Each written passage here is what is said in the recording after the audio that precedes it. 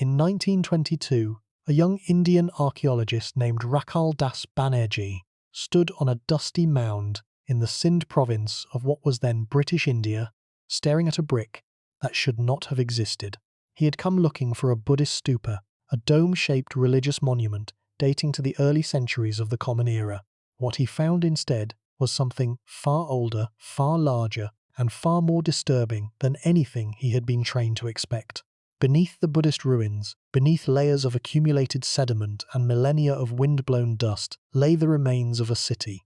Not a village, not a settlement. A city, with wide streets running in straight lines, houses built of standardized bricks, and a drainage system so sophisticated that it would not be matched in Europe for 4,000 years. Banerjee had stumbled upon one of the most important archaeological discoveries in human history, and he did not yet know what it was. What archaeologists would eventually find at this site, and at dozens of others across the Indus Valley, would rewrite the history of the ancient world. They would uncover a civilization that had been completely forgotten, erased from human memory for nearly 4,000 years. A civilization that had sustained as many as 5 million people across an area of 1.3 million square kilometers. A civilization that had traded with Mesopotamia, built cities with indoor plumbing, and produced art of haunting beauty. And a civilization that had left behind a writing system that no one alive can read. The finds are extraordinary. A bronze figurine of a young woman, barely 11 centimeters tall, standing in a pose so natural and so confident that she seems to be looking at you across 5,000 years of silence. A carved stone bust of a man with half-closed eyes and a patterned cloak. The only figure from the entire civilization that might represent a ruler, though we cannot be certain. Thousands of small stone seals, each carved with the image of an animal and inscribed with symbols that have defied every attempt at decipherment. A great public pool, sealed with bitumen and engineered for water management on a scale that astonishes modern hydrologists. Weights so precise that they match across distances of 700 kilometers. Drains so well designed that they put Victorian London to shame. And beneath all of these finds, beneath the artistry and the engineering and the meticulous urban planning, lies a silence so deep and so complete that it has consumed a century of scholarship without yielding its secret. We have found the cities, we have found the artifacts, we have found the bones and the bricks and the beads, but we have not found the words. The Indus Valley civilization left behind thousands of inscriptions, and we cannot read a single one of them. Every object we unearth answers one question and asks 10 more. Every artifact we recover adds to our knowledge and deepens our ignorance in equal measure. By the end of tonight, you're going to understand what archaeologists have found at the Indus Valley sites and why those finds have transformed our understanding of the ancient world. You are going to see how bricks and bones and broken pottery can tell the story of a civilization that left no readable history. You are going to confront the extraordinary achievements of a people who built one of the greatest civilizations in human history, and the equally extraordinary fact that we still do not know who they were, what they believed, or why they disappeared. Before we get started, if you find these mysteries as fascinating as we do, take a second to like the video or subscribe. It's a simple action, but it helps this channel reach more curious minds like yours. The finds at the Indus Valley sites are not merely interesting. They are not merely old. They are a challenge to everything we think we know about the ancient world. They reveal a civilization that does not fit our categories, that defies our assumptions, that refuses to be neatly classified alongside Egypt and Mesopotamia. Every brick that archaeologists pull from the dust of the Indus Plain is a fragment of a puzzle that we have been trying to assemble for 100 years. And the picture that is slowly emerging, piece by painstaking piece, is more strange, more beautiful, and more unsettling than anyone imagined when Banerjee first stood on that dusty mound in Sindh and realized that the ground beneath his feet held something the world had forgotten. Now, let's begin. There is a particular quality to Indus Valley archaeology that separates it from every other branch of the discipline. Egyptian archaeology can read the words on the tomb walls. Mesopotamian archaeology can translate the clay tablets. Greek and Roman archaeology can consult the literary traditions that survived into the modern era. Indus Valley archaeology has none of these luxuries. it works in silence. It reads the material record, the mute testimony of objects, and attempts to reconstruct the thoughts, beliefs, and social arrangements of people who left no decipherable message. It is, in the truest sense, an archaeology of the voiceless, and the finds it has produced over the past century are among the most compelling, most beautiful, and most frustrating in the entire history of the field. Every object recovered from the Indus Valley is a sentence in a language we cannot speak, a word in a script we cannot read, a message from people who, for all their brilliance, could not have known that one day everything they built would be buried, forgotten, and discovered again by strangers who would spend 100 years trying to understand what they had found. To understand what archaeologists found at the Indus Valley sites, we must first understand how they found it, because the story of discovery is inseparable from the story of the finds themselves.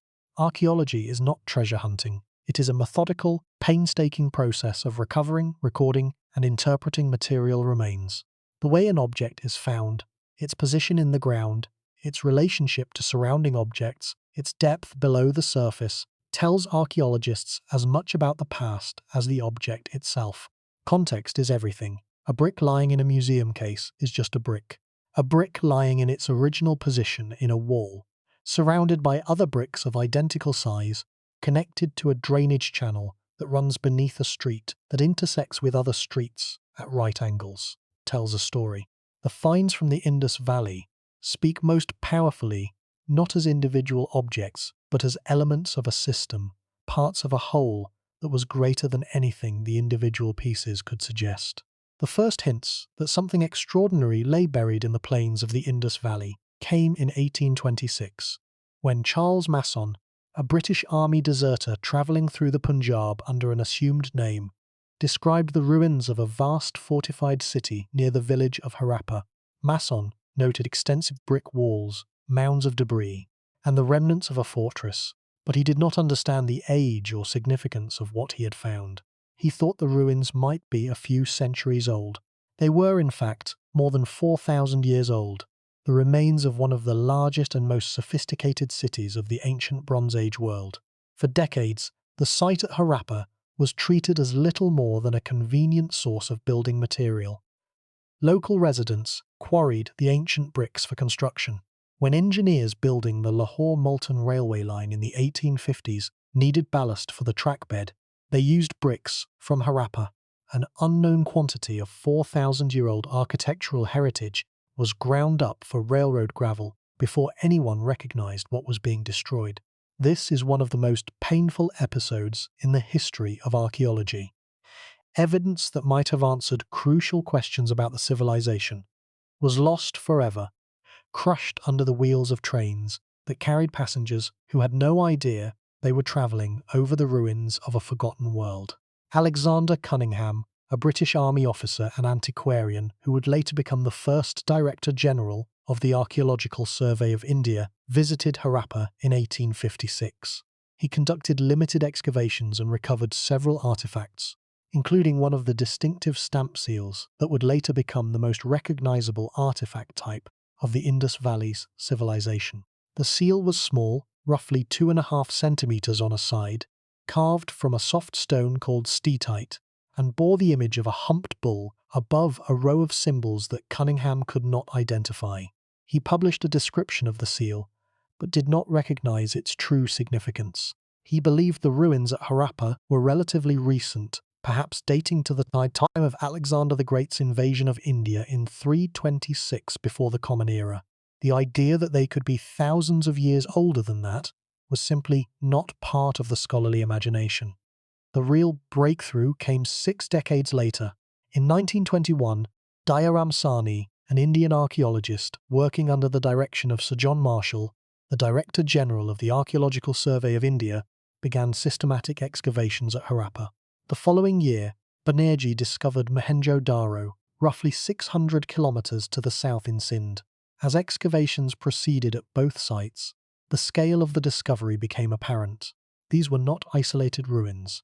They were the remains of a single, unified civilization, connected by shared building techniques, shared pottery styles, shared seal iconography. and shared systems of measurement. In September of 1924, Marshall published a notice in the Illustrated London News announcing the discovery of a previously unknown civilization in the Indus Valley.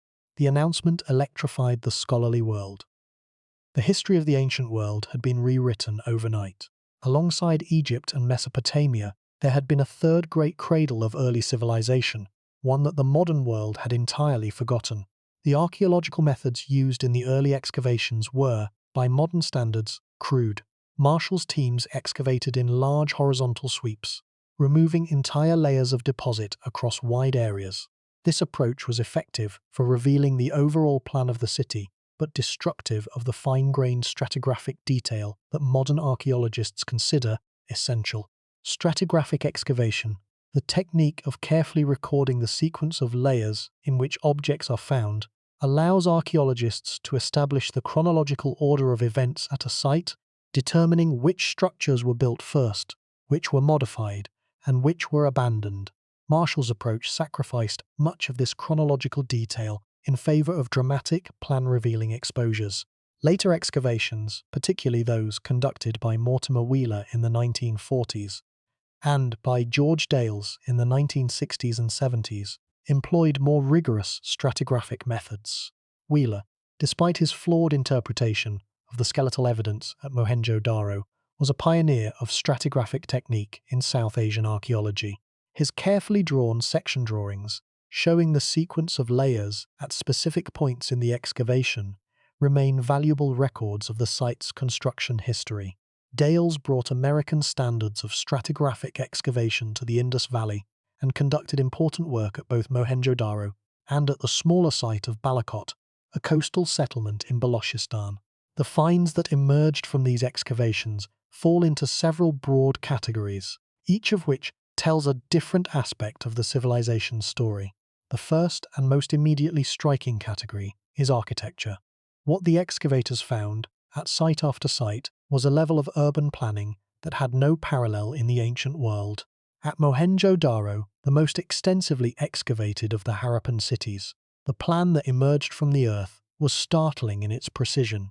The city was laid out on a grid, with major streets running north to south and east to west, intersecting at right angles.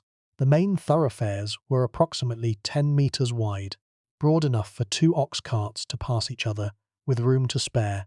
Narrower lanes, between 1.5 and 3 meters wide, branched off the main streets, providing access to individual residences.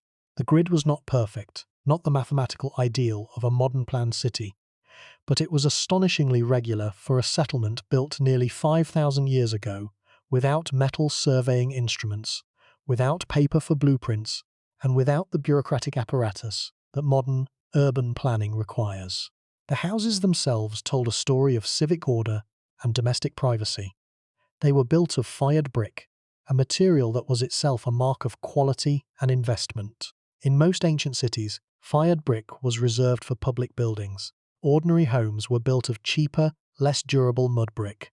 In Mohenjo-Daro, even modest houses used fired brick. The bricks were standardized, maintaining a consistent ratio of 4 to 2 to 1 in length, width, and height.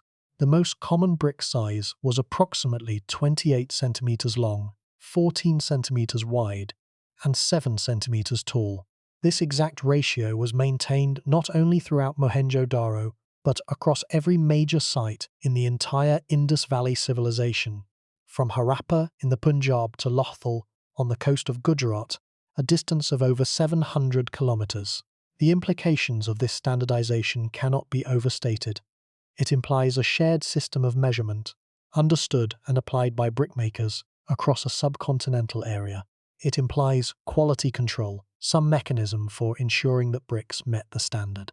It implies a supply chain capable of producing bricks in enormous quantities to consistent specifications. It implies training, a system for teaching brickmakers the correct proportions, and it implies coordination on a scale that is difficult to comprehend for a society operating without modern communication technology. How was this uniformity maintained across such vast distances? Who established the standard? Who enforced it? The bricks do not tell us. They only testify, silently and persistently, to to a level of organizational sophistication that defies easy explanation.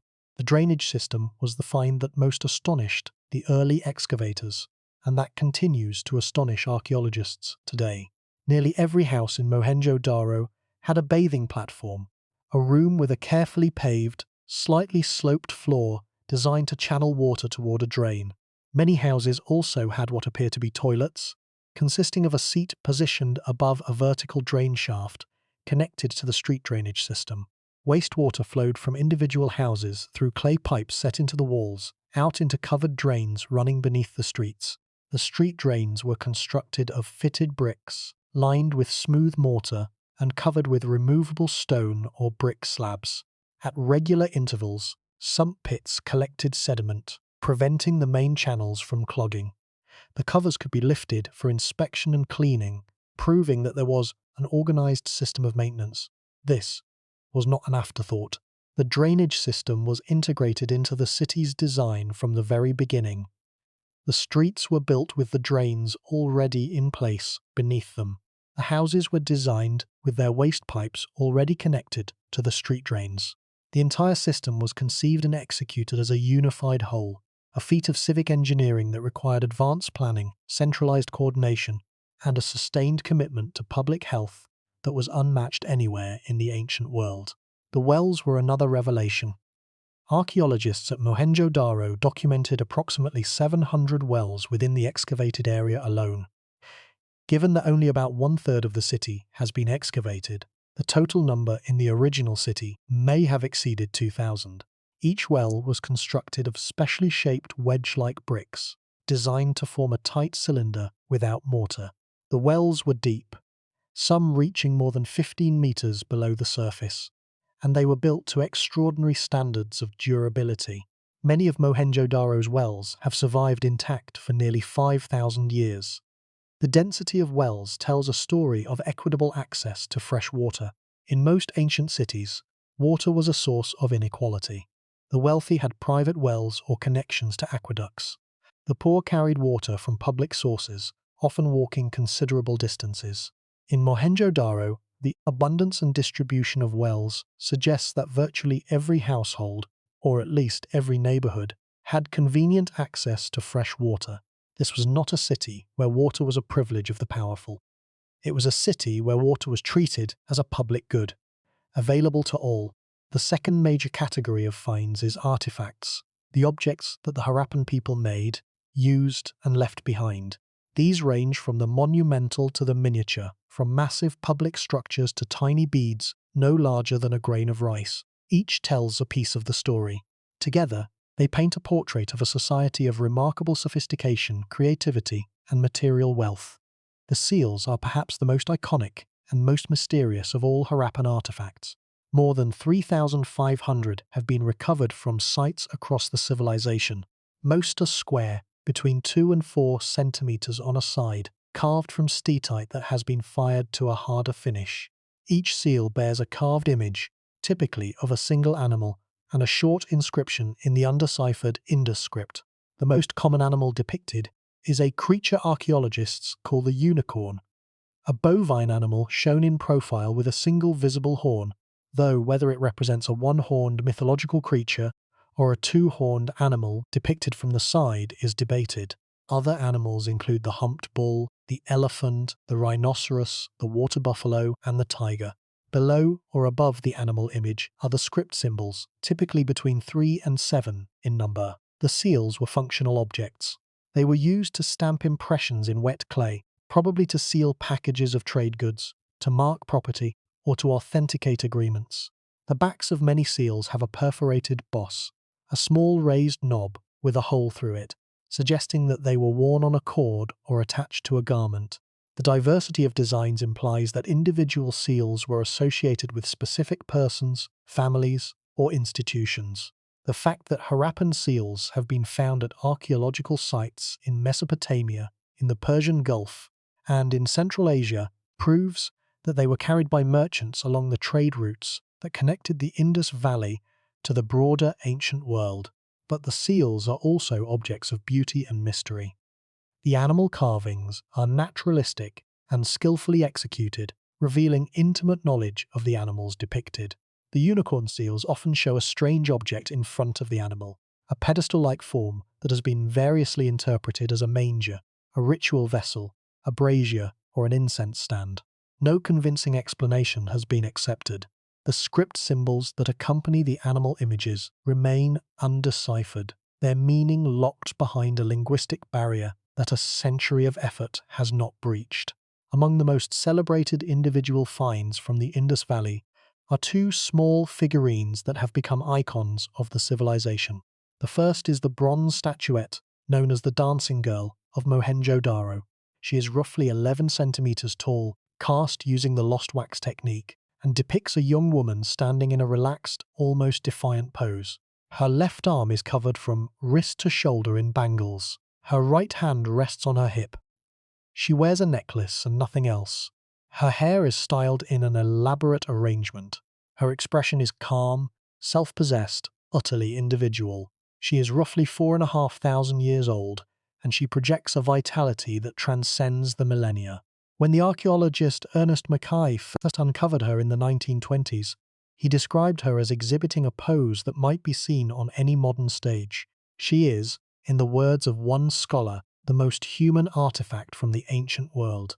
The second iconic figurine is the stone bust known as the Priest King. It is approximately 17.5 centimeters tall, carved from white steatite, and depicts a bearded man with half-closed eyes, a headband with a circular ornament, and a cloak decorated with trefoil patterns. Marshall, who first described it, named it the Priest King, by analogy with Mesopotamian rulers who combined religious and political authority. But the name is an assumption, not a fact. Nothing about the figurine conclusively identifies it as a ruler. It could represent a priest, a merchant, a deity, or a category of person for which we have no modern equivalent. Only one such bust has been found. In Egypt, images of the pharaoh number in the thousands. In Mesopotamia, royal statuary fills museum galleries. One ambiguous bust from Mohenjo-Daro is hardly evidence of a royal tradition, and yet it is the closest thing to a portrait of authority that the entire civilization has produced. The citadel mound at Mohenjo-Daro, the raised platform on the western side of the city, yielded some of the most significant architectural finds. Rising roughly 12 meters above the surrounding plain on a massive mud brick foundation, the citadel housed what appear to have been public buildings rather than private residences. The most famous of these is the Great Bath, a large rectangular pool measuring approximately 12 meters long, 7 meters wide, and 2.4 meters deep. The pool was built of finely fitted bricks, sealed with a thick layer of natural bitumen between two courses of brick, creating a waterproof sandwich construction that prevented leakage even under the considerable hydrostatic pressure of a deep pool. The floor sloped slightly toward one corner, where a drain allowed the pool to be emptied and cleaned. Steps at the northern and southern ends provided access into the water. Surrounding the pool were small rooms, possibly for changing or ritual preparation. The engineering of the Great Bath is remarkable, but its significance extends beyond engineering. Its prominent location, at the highest and most visible point of the city, suggests that communal bathing held special importance in Harappan culture. Many scholars have drawn parallels to the ritual bathing practices that remain central to religious life in South Asia today. The sacred ghats of Varanasi, the ritual tanks of Hindu temples. If the Great Bath served purification function, then it represents the intersection of engineering prowess and spiritual practice, a place where the material and the sacred were not separate categories, but aspects of a single integrated worldview. Near the Great Bath stood a large structure that Marshall called the granary. This building sits on a platform of massive mud brick blocks with air channels running between them. Marshall interpreted the air channels as ventilation for stored grain, suggesting a centralized state granary that collected agricultural surplus as tribute or tax and redistributed it to the population. The interpretation is now widely disputed. No actual grain has been found in the building. The air channels may have served a structural rather than ventilation purpose, perhaps preventing moisture from rising through the platform. The building might have been a warehouse, an assembly hall, a market, or something entirely different. The debate about the granary illustrates a recurring challenge in Indus Valley archaeology. Without inscriptions to identify buildings, their functions must be guessed from their forms, and form is an unreliable guide when dealing with a culture whose architectural conventions differ fundamentally from our own. Another significant structure on the citadel is a building sometimes called the Pillared Hall or Assembly Hall. It contains rows of regularly spaced brick pillars that would have supported a flat roof over a large open interior. The building has been interpreted as a market, a meeting hall, a ceremonial space, or an administrative centre. If it served as a meeting place for a governing body, a council of elders, a merchant assembly, or a religious authority, then it might be the physical space in which the decisions that shaped the city were made. But this is speculation built on form, not evidence from inscription, and it remains exactly that. The weight system found at Harappan sites provides another window into the civilization's organizational sophistication. Small, precisely cut and polished stone cubes, typically of chert or agate, have been recovered in large numbers from sites across the civilization. The weights follow a binary decimal progression. In the lower ranges, each weight doubles the previous one, proceeding from 1 unit to 2, 4, 8, 16, 32, and 64. In the higher ranges, the progression shifts to a decimal pattern. The base unit is approximately 0.87 grams. The weights are accurate to within fractions of a percent, a degree of precision that speaks to meticulous craftsmanship and rigorous quality standards. A weight from Mohenjo-Daro matches a weight from Lothal, more than 700 kilometers away, with an accuracy that modern metrologists find impressive. The numbers are striking when placed in comparative context. No other ancient civilization maintained such precise and uniform standards of measurement across such a vast area. Egyptian weights varied from region to region. Mesopotamian weights differed from city to city. Only the Harappan civilization achieved this extraordinary consistency, and it did so without any form of written regulation that we can read. The weights tell us that the civilization operated within a framework of shared standards, maintained and enforced by some form of authority across an area larger than most modern nations. But they do not tell us what that authority was, how it operated, or what principles governed it. To understand what was at stake when this civilization eventually disappeared, consider one final comparison. The drainage system of Mohenjo-Daro, built around 2500 before the Common Era, was more comprehensive, more equitable, and more carefully maintained than the sanitation systems that served London, Paris, and New York into the 19th century. In 1854, London suffered a cholera epidemic that killed over 10,000 people, caused by contaminated water flowing through open sewers that mixed human waste with the city's drinking supply. Mohenjo-Daro, built more than 4,000 years earlier, had already solved this problem. Its wastewater flowed through sealed, covered drains beneath the streets, separated from freshwater sources by careful engineering. The comparison is not flattering to the modern world. It is humbling.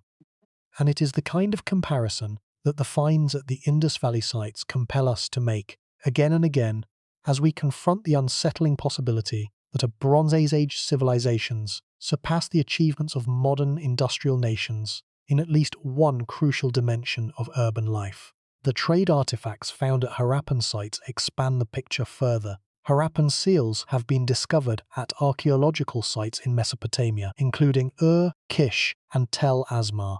Mesopotamian cylinder seals and other artifacts have been found at Harappan sites. The Mesopotamians recorded trade with a distant partner they called Meluha, described in Sumerian texts as a source of carnelian, ivory, timber, and exotic animals. Most scholars identify Meluha as the Harappan realm. The goods exchanged included cotton textiles, unknown in Mesopotamia at the time, carnelian beads of exceptional quality, and possibly copper and tin.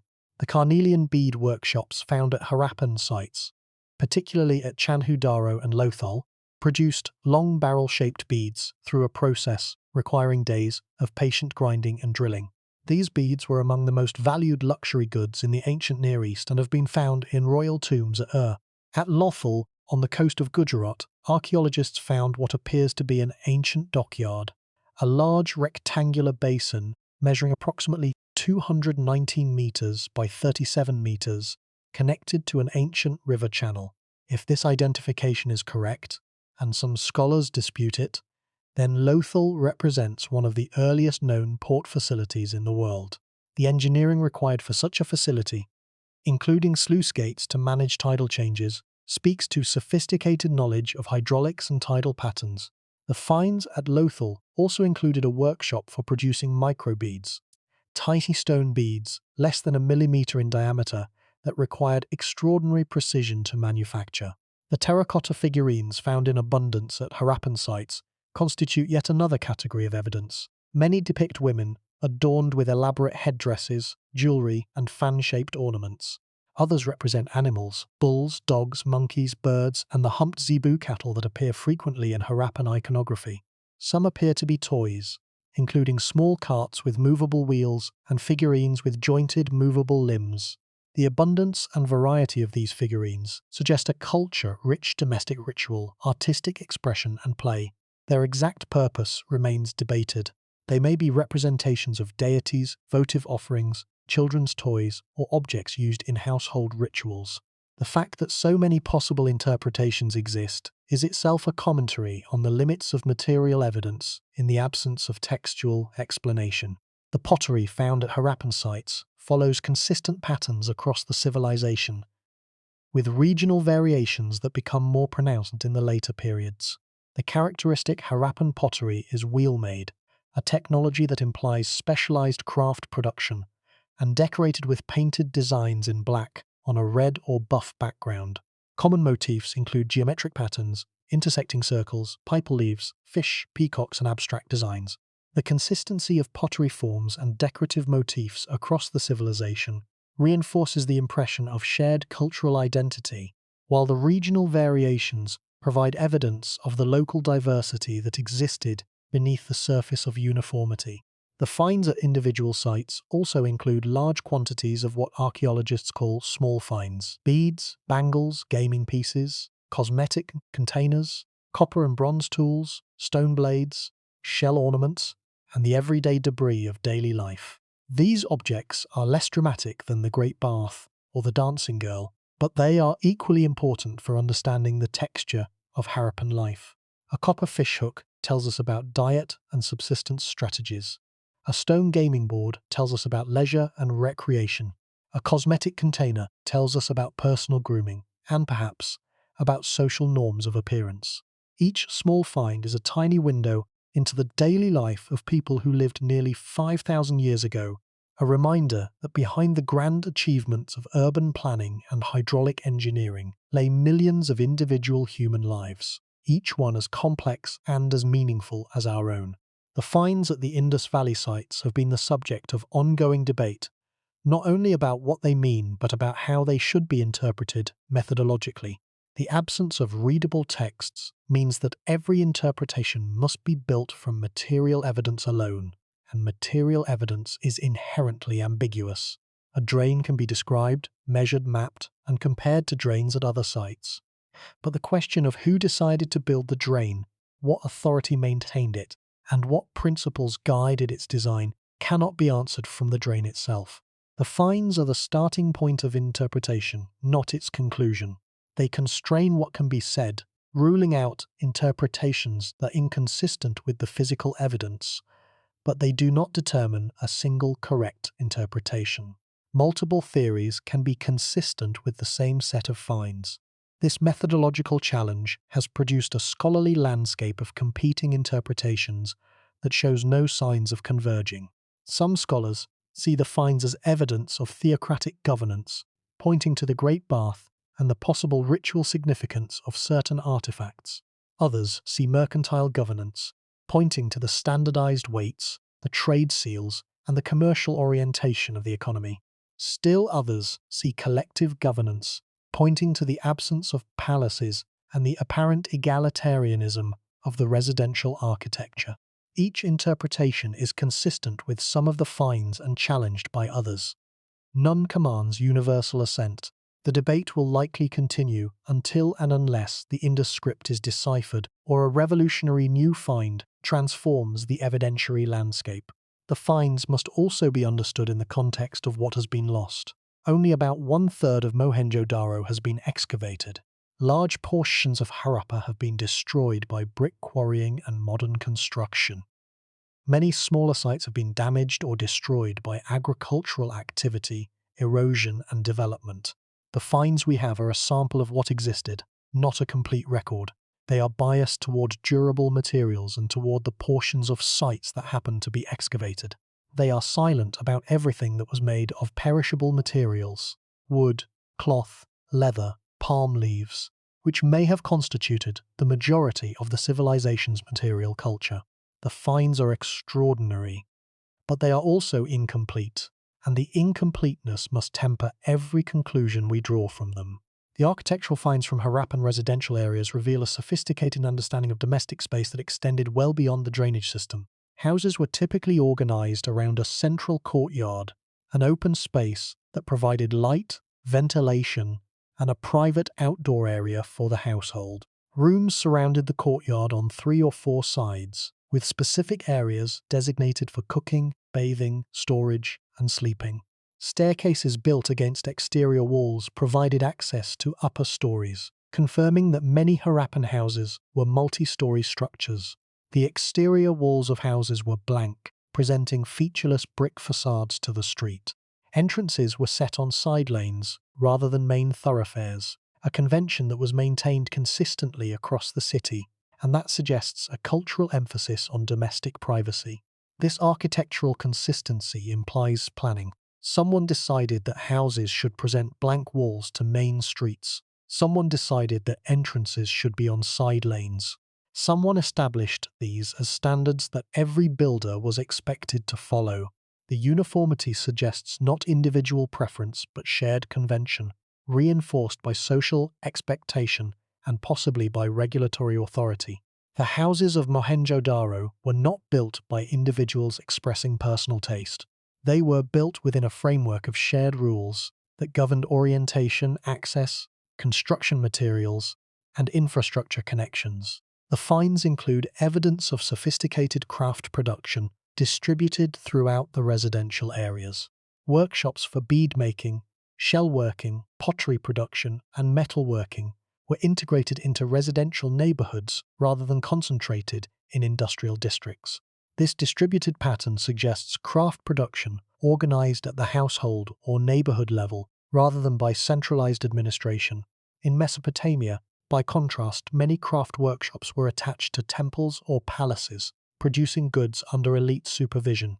The Harappan pattern suggests greater independence for individual artisans, who may have produced goods for local markets and for long-distance trade on their own initiative, rather than under state direction.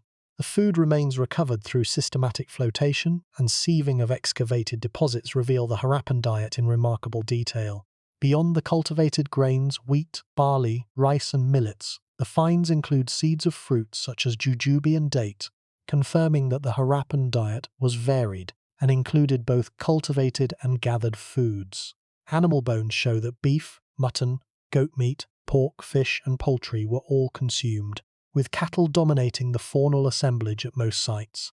The dietary evidence paints a picture of a well-fed population with access to diverse food sources, consistent with the general impression of material comfort that the architectural and infrastructural finds convey.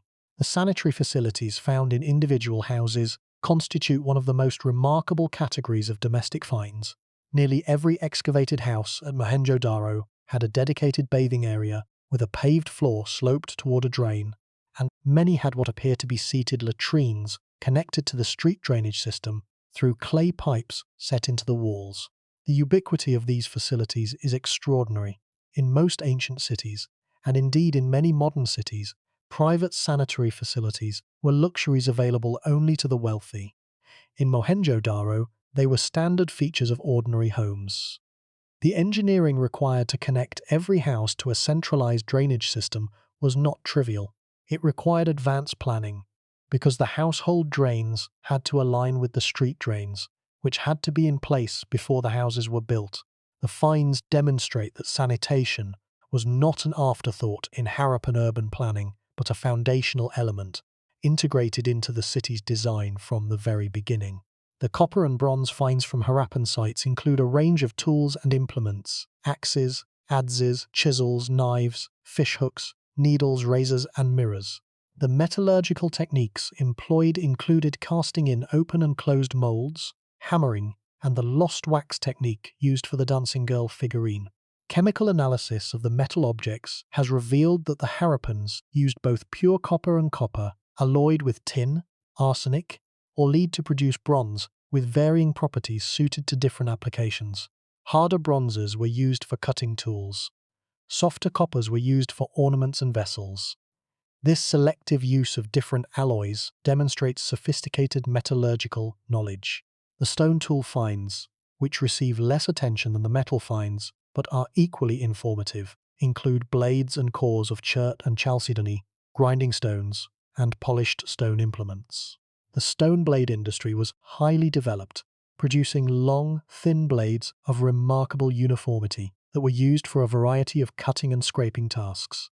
The coexistence of stone and metal tools indicates that the Harappan economy was not yet fully committed to metal technology, but maintained a mixed toolkit adapted to the availability and cost of different materials. The organization of space within Harappan cities reveals priorities that differ fundamentally from those of contemporary civilizations. In Egyptian and Mesopotamian cities, the largest and most prominent buildings were palaces and temples, the physical manifestations of royal and divine authority. In Harappan cities, the most prominent structures were public facilities: the Great Bath, the granary or assembly hall, and the platforms and walls of the citadel. Even the citadel itself, despite its elevated position and its enclosing wall, does not appear to have been a royal precinct. It contained public buildings, not private residences. It served the community, not a king. The spatial organization of the Harappan city expressed values of collective purpose rather than hierarchical power. The uniformity of the residential architecture is equally telling. While houses varied in size, with some considerably larger than others, the differences were modest compared to the extremes visible in Mesopotamian or Egyptian cities. Even the smallest excavated houses at Mohenjo-Daro had access to the drainage system, bathing facilities, and nearby wells. The infrastructure of daily life was not stratified by wealth. It was shared. This pattern of equitable access to essential services is one of the most distinctive and, to modern observers, most challenging features of the Harappan material record. It suggests priorities that we still struggle to implement in modern urban planning. The construction sequence visible in the stratified deposits at Mohenjo-Daro reveals that the city was rebuilt multiple times, each rebuilding rising above the flood-deposited silt of the previous occupation. This repeated rebuilding, maintaining the same basic plan and the same infrastructure standards each time, demonstrates a multi-generational commitment to civic order that is without parallel in the ancient world. Whatever authority guided the rebuilding, whether king, council, or custom, maintained its standards across centuries and through multiple episodes of catastrophic flooding. The finds from these successive rebuilding phases show remarkable consistency: the same brick ratio, the same drainage design, the same street widths, the same architectural conventions, maintained generation after generation. This consistency is one of the most powerful pieces of evidence for sustained, organized authority in the Harappan world, even if the nature of that authority remains unknown. But what scientists discovered next was worse than anyone expected. The finds from Harappan sites beyond the Indus Valley proper have dramatically expanded the known geography of the civilization. At Shortagai in northeastern Afghanistan, near the lapis lazuli mines of Badakhshan, a Harappan trading outpost has been identified, complete with Harappan pottery, seals, and architectural features. This find demonstrates that the trade network extended deep into Central Asia, roughly 800 kilometers from the nearest major Indus Valley site. At coastal sites in Oman, finds of Harappan pottery and a Harappan seal demonstrate contact with the Arabian Peninsula. Mesopotamian sites have yielded Harappan seals and carnelian beads, while cuneiform texts describe ships from Meluhha docking at Mesopotamian ports. Meluhhan interpreters living in Mesopotamian cities and Melohan trade goods, including carnelian, ivory, and cotton. These finds collectively reveal a civilization that was not isolated, but deeply embedded in the international trade networks of the ancient world. The cemetery evidence from Harappan sites has been enriched in recent decades by the application of modern bioarchaeological techniques. Beyond the simple description of burial position and grave goods, researchers now examine skeletal pathology, diet reconstruction through isotope analysis, ancient DNA, and demographic patterns. Studies of the Harappa cemetery have revealed that the population experienced moderate levels of physiological stress, including growth disruption during childhood, dental disease, arthritis, and infectious disease. The patterns of stress are consistent with a population living in an urban environment, with access to adequate but not abundant nutrition, subject to the infectious diseases that accompany dense settlement, and the wear associated with physical labor. The core problem with the finds at the Indus Valley sites is not a lack of evidence. There is plenty of evidence. Thousands of seals, millions of bricks, hundreds of wells, dozens of excavated sites. The problem is that the evidence cannot speak. It can show us what was built but not what was thought. The skeletal remains found at Harappan sites constitute a category of evidence that is both illuminating and heartbreaking. Bones are the most intimate finds an archaeologist can recover. They are the physical remains of the people themselves, not their creations or their tools, but their actual bodies. And they carry information that no other find can provide about diet, health, physical stress, disease, injury, age at death, and even genetic ancestry. The cemetery areas at Harappa, excavated by multiple teams over several decades, have yielded the most extensive collection of Harappan skeletal remains. The burials are simple, as noted earlier, with bodies placed in rectangular pits, heads typically pointing north, accompanied by modest grave goods. Analysis of the bones has revealed a population that was generally healthy by ancient standards, but subject to the wear and stresses of pre-modern life. Dental disease was common, suggesting a diet high in carbohydrates, consistent with the grain-based agriculture that sustained the civilization. Arthritis was prevalent, particularly in the joints of the lower back and knees, indicating the physical toll of daily labor. Some individuals showed signs of healed fractures, evidence of injuries survived rather than injuries fatal. A landmark study published in 2019 reported the extraction and analysis of ancient DNA from a single Harappan-era individual buried at the site of Rahigahi in Haryana. The study, involving researchers from multiple international institutions, found that the individual's genome lacked the steppe-derived ancestry component that is found in later South Asian populations and is associated with Indo-Aryan migrations. This finding, from a single individual, has had enormous implications for the debate about population history in ancient South Asia. It suggests that the Harappan population was genetically distinct from the populations that later arrived from Central Asia, and that the genetic mixing that characterizes modern South Asian populations occurred after the Harappan period, not during it. The DNA study also revealed genetic affinities between the Rahigahi individual and the modern populations of South Asia, supporting the archaeological hypothesis that the Harappan people did not disappear when their civilization collapsed, but dispersed into the broader population. The genes survived even when the civilization did not. The bones in the cemetery at Rahigahi carry the genetic heritage of a people whose descendants number in the hundreds of millions today. People who live in cities the Harappans could not have imagined, speaking languages the Harappans could not have understood, but carrying in every cell of their bodies the DNA of the men and women who built Mohenjo-Daro and Harappa and Dholavira and walked away when the rivers dried and the rains failed. The finds from the earliest levels of Harappan sites, the pre-urban phases known as the early Harappan period, provide crucial evidence about how the civilization developed. At sites like Mehrgarh in Balochistan, excavated by the French archaeologist Jean-François Jarige, beginning in 1974, the archaeological record stretches back to approximately 7,000 before the Common Era, encompassing the transition from hunting and gathering to settled farming.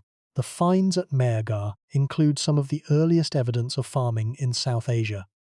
Seeds of cultivated wheat and barley, bones of domesticated sheep and goats, and the remains of mud brick houses that represent the first permanent architecture in the region.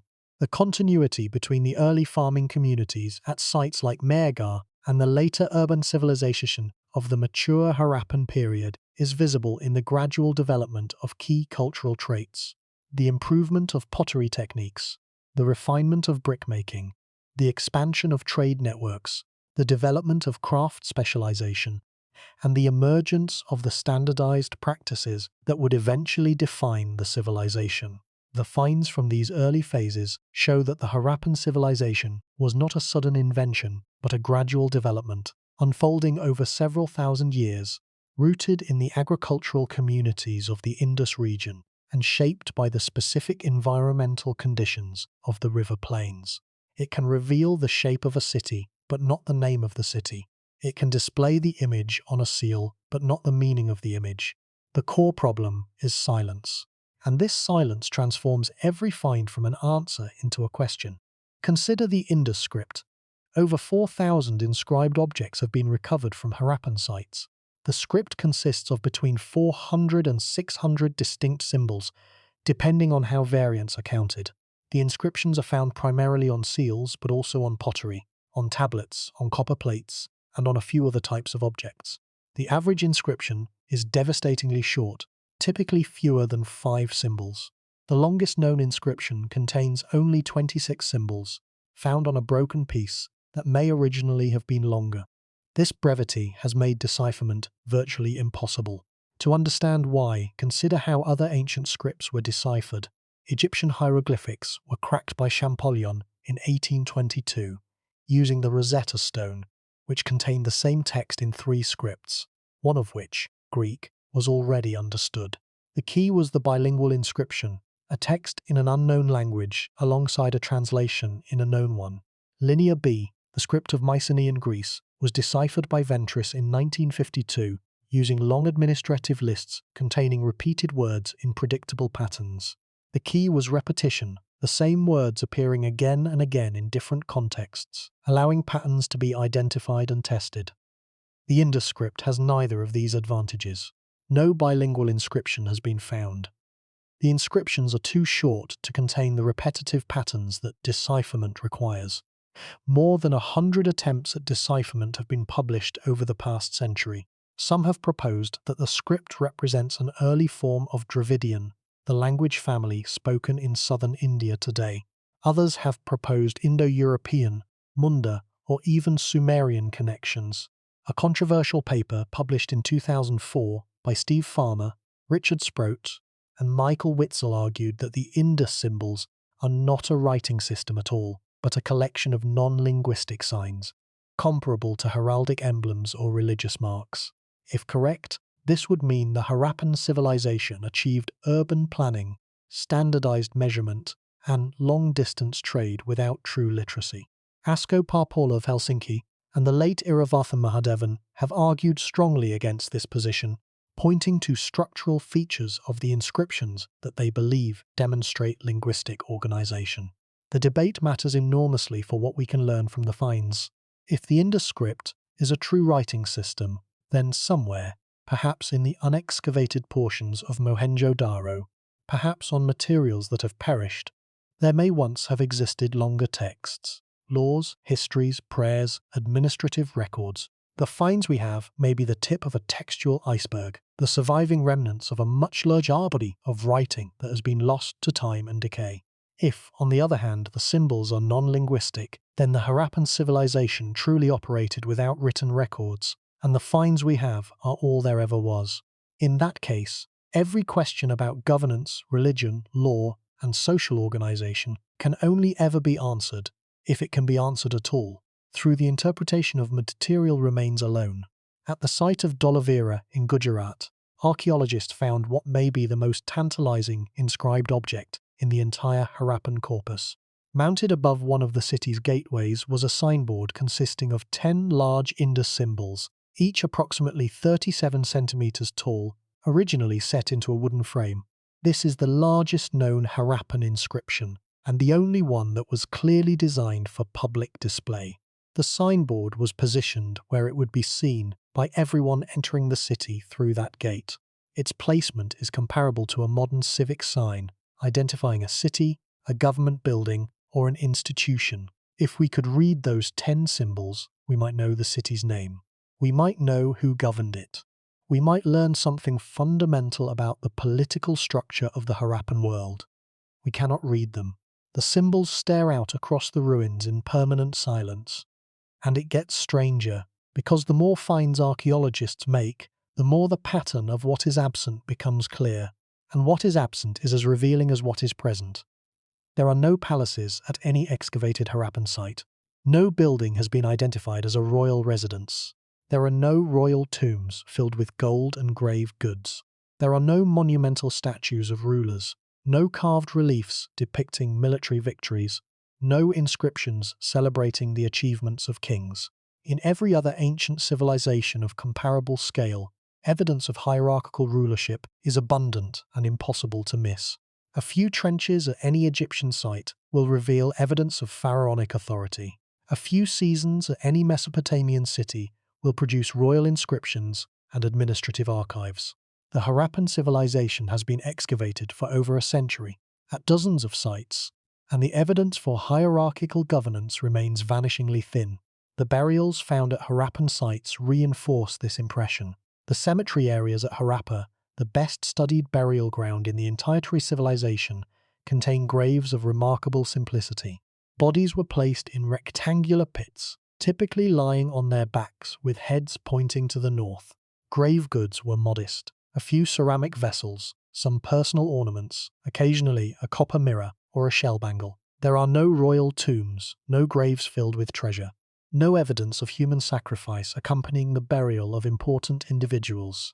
The variation in grave goods suggests some degree of social differentiation, with some individuals buried with more objects than others, but the differences are modest compared to what is found in contemporary Egypt or Mesopotamia. The absence of military imagery is equally striking. Across the entire Harappan archaeological record, there are almost no depictions of warfare, combat, or military activity. No battle scenes, no images of warriors, no triumphal processions, no fortifications designed primarily for defense against human attackers. The walls surrounding some Harappan sites appear to have been designed for flood protection rather than military defense. Weapons are rare in the archaeological record, and those that have been found, primarily copper and bronze spearheads and arrowheads, could have served hunting as well as military purposes. Something is wrong with our assumptions about ancient civilizations. We assume that complex societies require hierarchical governance, military power, and religious authority expressed through monumental architecture. The finds at the Indus Valley sites challenge every one of these assumptions. Here is a civilization that achieved a level of urban sophistication unmatched in the ancient world, and it did so, as far as we can tell, without kings, without armies, and without temples. But here is the problem. The absence of evidence is not evidence of absence. Only about 1/3 of Mohenjo-Daro has been excavated. The lowest and oldest levels of the site are permanently waterlogged and cannot be reached with current techniques. It is entirely possible that a palace, a royal cemetery, or a monumental temple lies buried in the unexcavated portions of the site. The apparent egalitarianism of the Harappan world might be an artifact of incomplete excavation rather than a reflection of social reality. There is also the possibility that the Harappan elite expressed their authority in materials that have not survived. If rulers wore cotton robes rather than gold crowns, their regalia would have rotted away within years.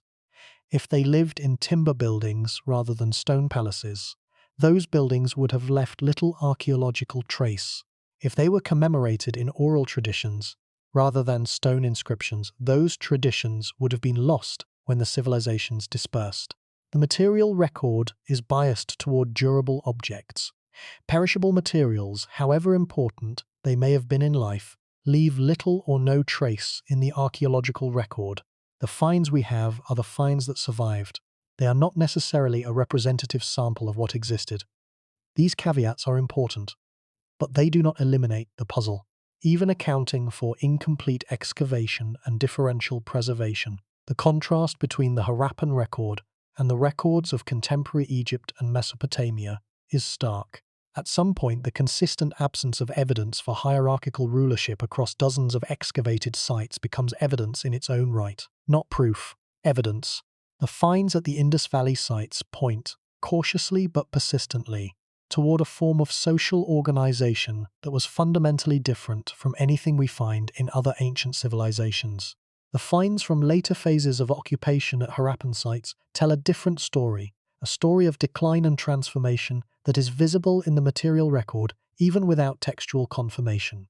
In the later levels of Mohenjo-Daro, construction quality deteriorates. Standardized bricks are replaced by irregular stones and recycled materials. The drainage system falls into disrepair. Streets are encroached upon by new construction. The weight system fragments into regional variations. Pottery becomes cruder. Painted decoration becomes rarer. The craft traditions that had defined Harappan culture at its peak, the fine bead making, the precise seal carving, the elegant painted pottery, all show marked decline. In the final phases of occupation, archaeologists found squatter settlements within the ruins of once great buildings. Grand halls had been partitioned into tiny living spaces. Fallen masonry had been reused for crude new walls. Refuse accumulated in rooms that had once been carefully maintained. The people living in these final phases were not the builders of Mohenjo-Daro. They were survivors, occupying the skeleton of a city that had already died. These finds from the later phases are as important as the finds from the peak. They document the process of civilizational decline in material terms, showing how standards dissolve, how infrastructure decays, and how the accumulated achievements of centuries can be lost when the social systems that maintain them fail. The later finds at Mohenjo-Daro are an archaeological record of forgetting, of skill loss, of the slow erosion of the knowledge and commitment that had built the city in the first place. But here's what makes this truly terrifying. The decline documented in these later finds was not caused by invasion or catastrophe. It was caused by the slow, grinding pressure of environmental change, failing rivers, and an unreliable monsoon, compounded by the failure of whatever social institutions had maintained the civilization's standards. The finds from the later phases show a world coming apart not with a bang, but with a long, quiet whisper of departure, and the silence of that departure, the absence of any written testimony from anyone who lived through it, makes the finds at once more precious and more frustrating. They are all we have, and they are not enough. Over the past century, archaeologists have excavated dozens of Harappan sites, each one adding new finds and new questions to the growing picture. The sheer number of excavated sites provides a statistical base for generalizations that earlier generations of archaeologists could not make. With over 1,400 sites identified through survey and over 100 subjected to some form of excavation, patterns emerge that would be invisible from the study of any single site. The distribution of sites, for example, shows a clear preference for locations near water sources, particularly along rivers and their tributaries. This is unsurprising for an agricultural civilization, but the density of settlement along some waterways is remarkable. Along the now dry Gagahakra river system in Rajasthan and Cholistan, Harappan sites are spaced just a few kilometers apart, forming nearly continuous ribbons of habitation. More Harappan sites have been found along the Gagahakra than along the Indus itself, a finding that has transformed our understanding of the civilization's geography and has raised crucial questions about the role of river change in its eventual decline. The variation among sites is as informative as the similarities. Mohenjo-Daro and Harappa are great cities, covering hundreds of hectares and housing tens of thousands of people, but most Harappan sites are small, covering only a few hectares and housing perhaps a few hundred residents. These smaller sites include farming villages, fishing camps, craft workshops, and seasonal camps for pastoralists. The finds from these smaller sites reveal aspects of Harappan life that are invisible in the great cities. A small site near the coast of Oman, where Harappan pottery and a single Harappan seal have been found, suggests that Harappan merchants may have maintained seasonal trading posts far from the Indus Valley itself. A site in the hills of Balochistan, where copper smelting debris has been found alongside Harappan ceramics, suggests that the civilization's metal supply came through a network of highland mining communities. The finds from these smaller sites remind us that the Harappan civilization was not just its great cities. It was a network of thousands of communities of varying sizes and functions, linked by trade, by shared cultural practices, and by the invisible bonds of standardization that maintained uniform bricks and weights across a subcontinental area. The great cities were nodes in this network, centers of concentration and coordination. But the network extended far beyond the cities, into the countryside, the hills, the coasts, and possibly beyond the borders of the civilization itself, of the Indus Valley civilization. The variety of sites, from great cities to small villages, from coastal ports to inland farming communities, reveals a civilization that was far more diverse and far more complex than the early excavators imagined. Each site tells a different piece of the story, and each piece, while clarifying some aspects of the picture, complicates others. The first major site beyond Mohenjo-Daro and Harappa to receive sustained archaeological attention was Chandhu-Daro, a smaller settlement located roughly 130 kilometers south of Mohenjo-Daro. Excavated by Ernest Mackay in 1935 and 36, Chandhu-Daro was notable for its lack of a citadel mound. Unlike Mohenjo-Daro and Harappa, which had raised platforms housing public buildings, Chandhu-Daro appeared to be a purely residential and industrial settlement.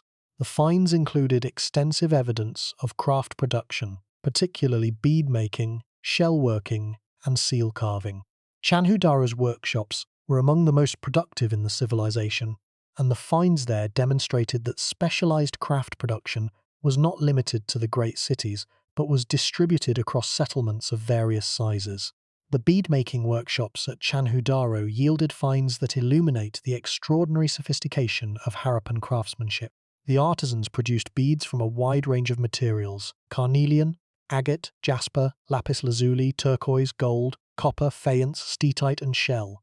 The long barrel-shaped carnelian beads, some over 10 centimeters in length, were the most prized product. Their manufacture required controlled heating of the raw stone to enhance its red color, followed by careful shaping through grinding on stone surfaces, and finally drilling with slender copper or bronze drills using an abrasive compound, probably a mixture of sand and water. The drilling alone could take hours, requiring steady hands and enormous patience. The finished beads were objects of remarkable beauty, their surfaces polished to a high gloss, their proportions precise. The microbead workshops at Chandhu-Daro produced even more astonishing finds. Tiny beads, some less than a millimeter in diameter, were manufactured with a precision that challenged the limits of what human hands could achieve without magnification. How these beads were produced remains a matter of debate. Some scholars have suggested the use of simple magnifying devices, perhaps water-filled stone or crystal bowls that could act as crude lenses. Others argue that skilled artisans can achieve remarkable precision through training and practice alone, without optical aids. Either way, the microbeads testify to a level of craft skill that is difficult to replicate even with modern tools. Lothal on the coast of Gujarat was excavated by S.R. Rao of the Archaeological Survey of India between 1955 and 1962. The finds at Lothal expanded the known geography of the Harappan civilization dramatically, proving that it extended far south of the Indus Valley itself, into the coastal regions of western India. The most controversial find at Lothal was the so-called dockyard, a large rectangular basin that Rao interpreted as an artificial harbour for maritime trade. The basin measures approximately 219 meters long and 37 meters wide, and was connected to an ancient river channel. If Rao's interpretation is correct, Lothal was one of the earliest known port facilities in the world. Some scholars dispute this interpretation, arguing that the basin was a reservoir for water storage rather than a dockyard. The debate continues, but the finds at Lothal, including Harappan seals, standardized weights, and the remains of craft workshops, leave no doubt that it was a significant Harappan settlement engaged in long-distance trade. Lothal also yielded finds related to the manufacture of faience, a glass-like material produced by heating a mixture of ground quartz, soda, and other ingredients to create a vitreous surface. Faience beads, bangles, and small vessels were produced at several Harappan sites, but Lothal appears to have been a major center of production. The finds include partially finished pieces, raw materials, and what appear to be kiln fragments, providing evidence of the complete manufacturing process. The production of faience requires knowledge of chemistry, specifically the behavior of different minerals at high temperatures, and represents another dimension of the Harappan technological repertoire. Kalibangan, in the Thar Desert of Rajasthan, was excavated by B.B. Lal and B.K. Thapar between 1961 and 1969. The finds at Kalibangan were significant for several reasons. First, the site showed clear evidence of both early Harappan and mature Harappan occupation, providing crucial information about the transition from the earlier, regional phase of the civilization to the later unified phase. Second, the site yielded evidence of a ploughed agricultural field, preserved beneath layers of wind-blown sand, showing the furrows of cultivation in a crisscross pattern. This is the oldest known ploughed field in the world, providing direct physical evidence of the agricultural techniques that sustained the Harappan population. Third, Kalibangan showed evidence of fire altars, circular and rectangular brick-lined pits containing ash and what appear to be animal bone fragments, which some scholars have interpreted as evidence of ritual fire worship.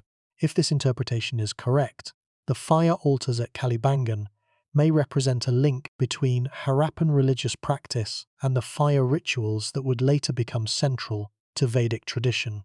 The question of Harappan religion is one of the most contentious areas of interpretation. The terracotta figurines depicting women with elaborate headdresses have been variously interpreted as mother goddess representations, fertility symbols, toys, or objects used in household rituals. Without inscriptions to identify them, their function remains a matter of speculation rather than evidence. The so-called Proto-Shiva seal from Mohenjo-Daro is perhaps the most debated single find in Harappan archaeology.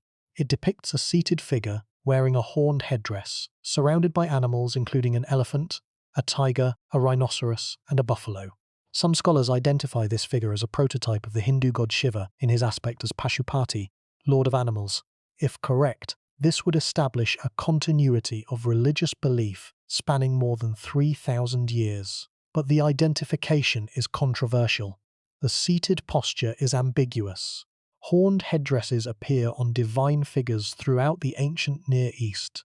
The surrounding animals might represent totemic associations, seasonal symbols, or narrative elements of an unknown myth, rather than evidence of a specific deity. The finds related to water management may provide the strongest indirect evidence for Harappan religious practice. The Great Bath's prominent location atop the citadel and the enormous engineering investment it represents suggest that communal bathing held significance beyond mere hygiene. The numerous smaller bathing platforms in individual houses throughout Mohenjo-Daro reinforce this interpretation. If bathing were purely utilitarian, simple basins would suffice. The elaborate paved platforms, with sloped floors and dedicated drain connections, suggest a formalized, perhaps ritualized practice. The parallel to modern South Asian ritual bathing traditions is suggestive though not conclusive.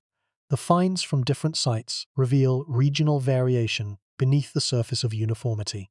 Pottery forms differ by region. Burial practices vary, with inhumation predominating at some sites and possible cremation at others. Craft specializations reflect local resources. Coastal sites emphasize shellworking and maritime trade. Inland sites emphasize agriculture. Highland sites emphasize mining. This variation suggests not a monolithic culture, but a federation of communities bound by shared standards while retaining local autonomy. The ceramic sequence provides one of archaeology's most important chronological tools. Mature Harappan pottery is wheel-made, typically painted in black on red, with consistent motifs including intersecting circles, pipal leaves, fish, peacocks, and geometric patterns. The divergence of these traditions during the late Harappan period marks the dissolution of shared identity in material terms. The skeletal remains from Harappan sites constitute evidence that is both scientifically valuable and deeply human. Analysis of bones from Harappa's cemeteries reveals a population generally healthy by ancient standards but subject to dental disease, arthritis, anemia, and the physical stresses of pre-modern life.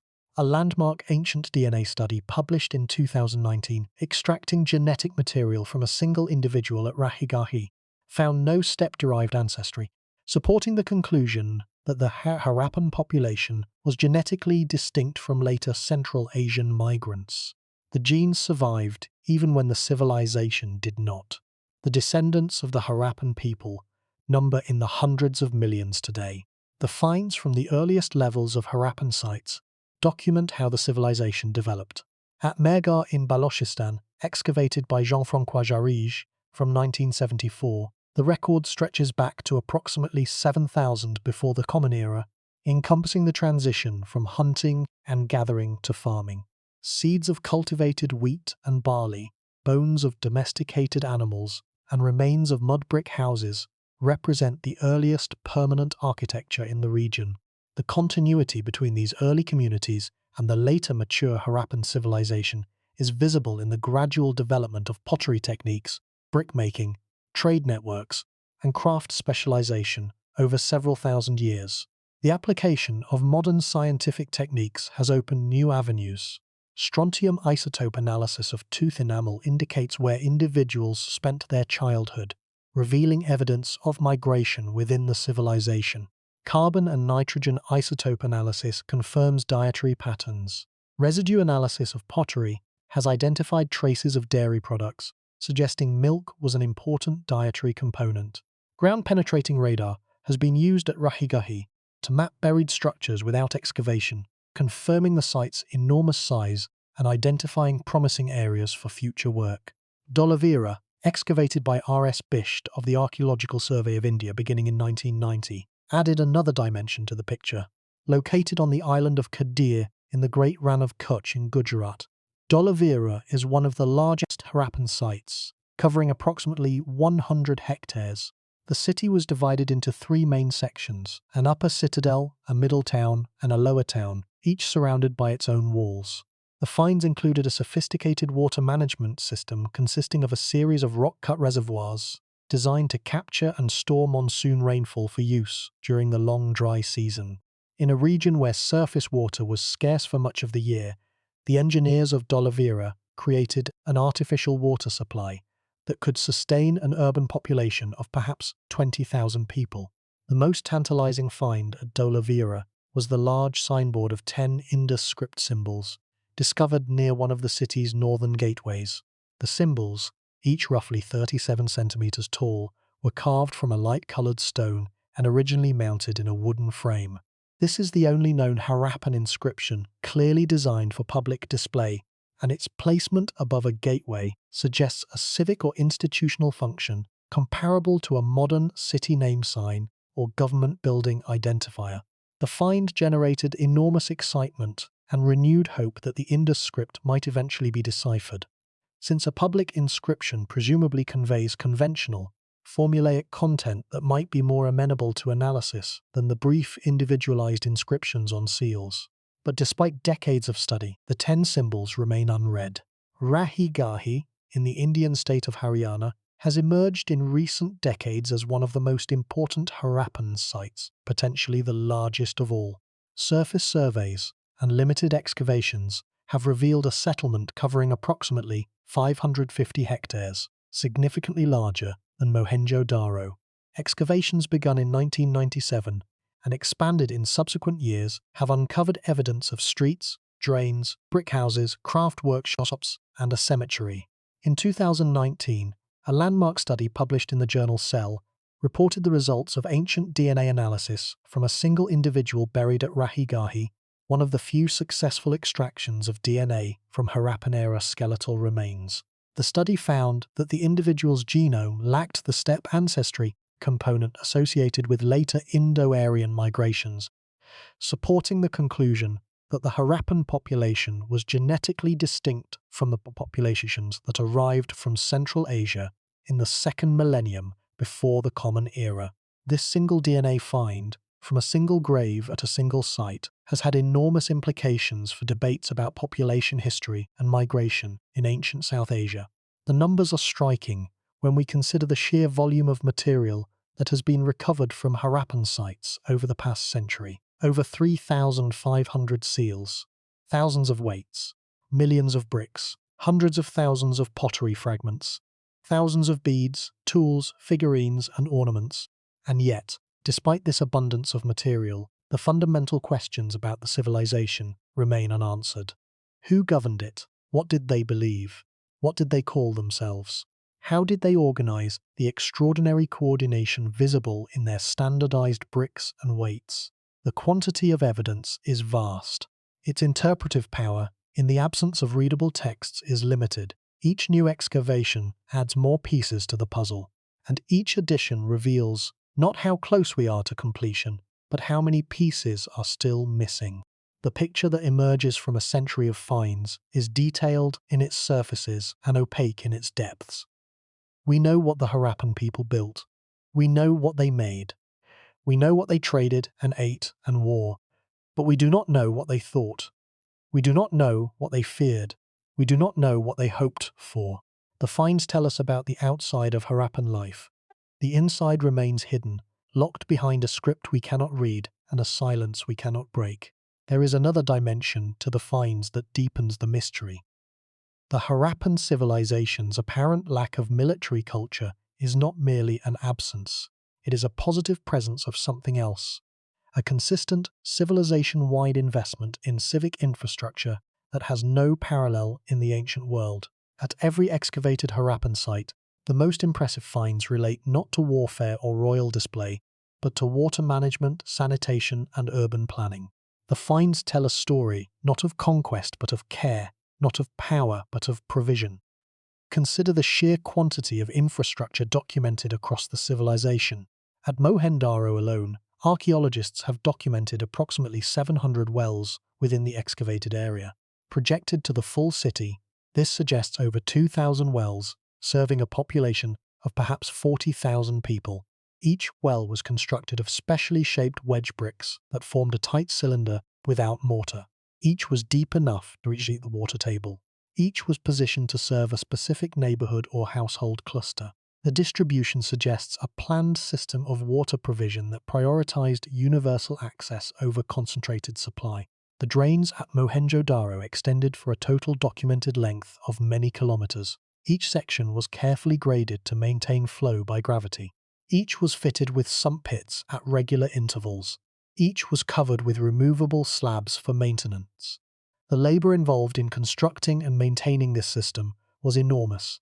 The commitment to keeping it functioning, decade after decade, century after century, speaks to a level of civic dedication that is difficult to explain without invoking some form of organized authority, whether that authority was a king, a council, a guild, or something we have no name for.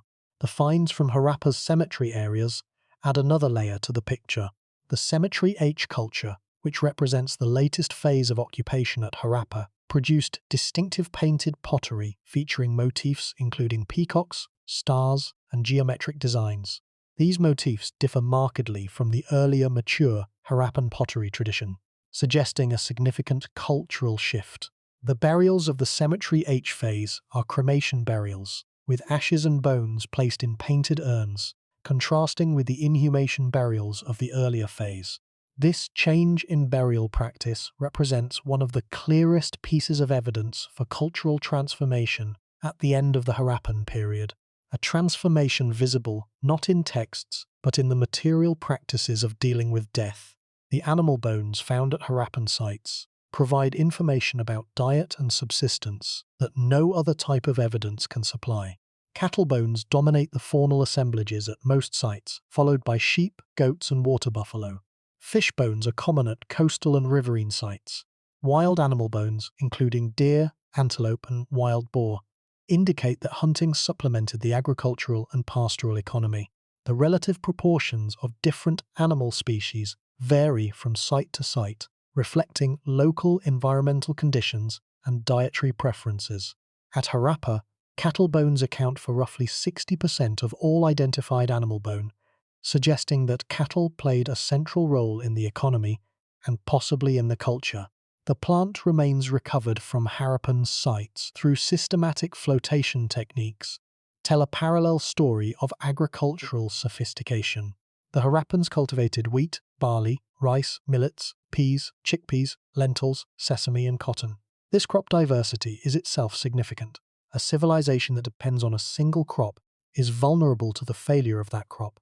A civilization that cultivates many crops hedges its bets, ensuring that if one crop fails, others may succeed.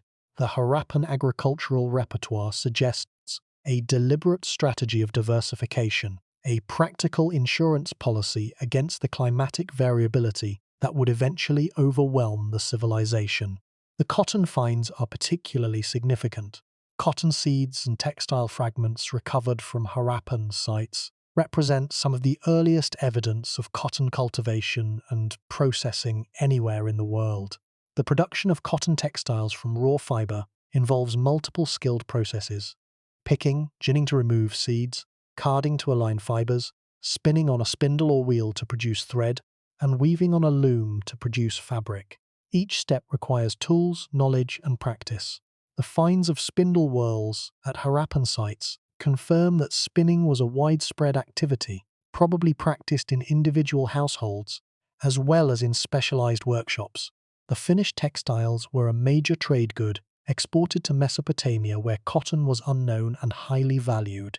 The finds also reveal something about the pace and pattern of the civilization's decline. At site after site, the archaeological record shows the same sequence: a period of peak prosperity and standardization, followed by a period of declining quality, followed by abandonment. The specific timing varies from site to site, with eastern sites along the Gaga Hakra generally declining earlier than western sites along the Indus and southern sites in Gujarat. This spatial pattern of decline, spreading from east to west and from inland to coast, has been one of the most important clues in the debate about the causes of the Harappan collapse, pointing toward environmental factors, particularly the drying of the Gaga Hakra river system and the weakening of the monsoon, rather than invasion or epidemic. The finds from post-Harappan phases at various sites reveal what came after the great civilization dissolved. The pottery changes, the brick sizes become irregular, the drains disappear, new cultural forms emerge that have no precedent in the Harappan tradition. The painted grey-ware culture that eventually appeared in the Ganges-Yamuna plain, the Jukar phase in Sindh, the Rangpur and Prabhas cultures in Gujarat. These successor cultures show fragments of Harappan heritage mixed with new elements, reflecting a world in transition from one cultural order to another. The finds from these transitional phases are among the most difficult to interpret, but also among the most important, because they document the process by which one civilization became another, the mechanism by which knowledge was transmitted, transformed, or lost as the Harappan world gave way to what followed. And this is where the answer becomes deeply unsettling, because the finds from the post-Harappan phases show, with devastating clarity, how much was lost. The drains disappeared, the standardized bricks disappeared, the weight system fragmented, the script fell out of use, the craft traditions declined, the urban planning principles were abandoned. The finds from these later phases are an archaeological record of forgetting, documenting in brick and pottery the dissolution of 700 years of accumulated knowledge and skill. The finds from the Harappan period include evidence of a sophisticated textile industry extending beyond cotton. Fabric impressions on pottery and corroded metal surfaces reveal various weave patterns. Bone and ivory needles confirm sewing was practiced. Spindle whorls found at nearly every site indicate spinning was a widespread household activity. Finds of musical instruments and entertainment objects humanize the Harappan world. Terracotta figurines appear to depict drummers. Small ceramic whistles have been found at several sites. Dice, gaming pieces, and terracotta toys with movable wheels suggest a culture that valued recreation and play. The evidence for Harappan mathematical knowledge, while indirect, is compelling. The standardized brick ratio implies understanding of proportional relationships. The binary decimal weight system implies familiarity with both number systems. The grid plan cities imply surveying and geometric knowledge.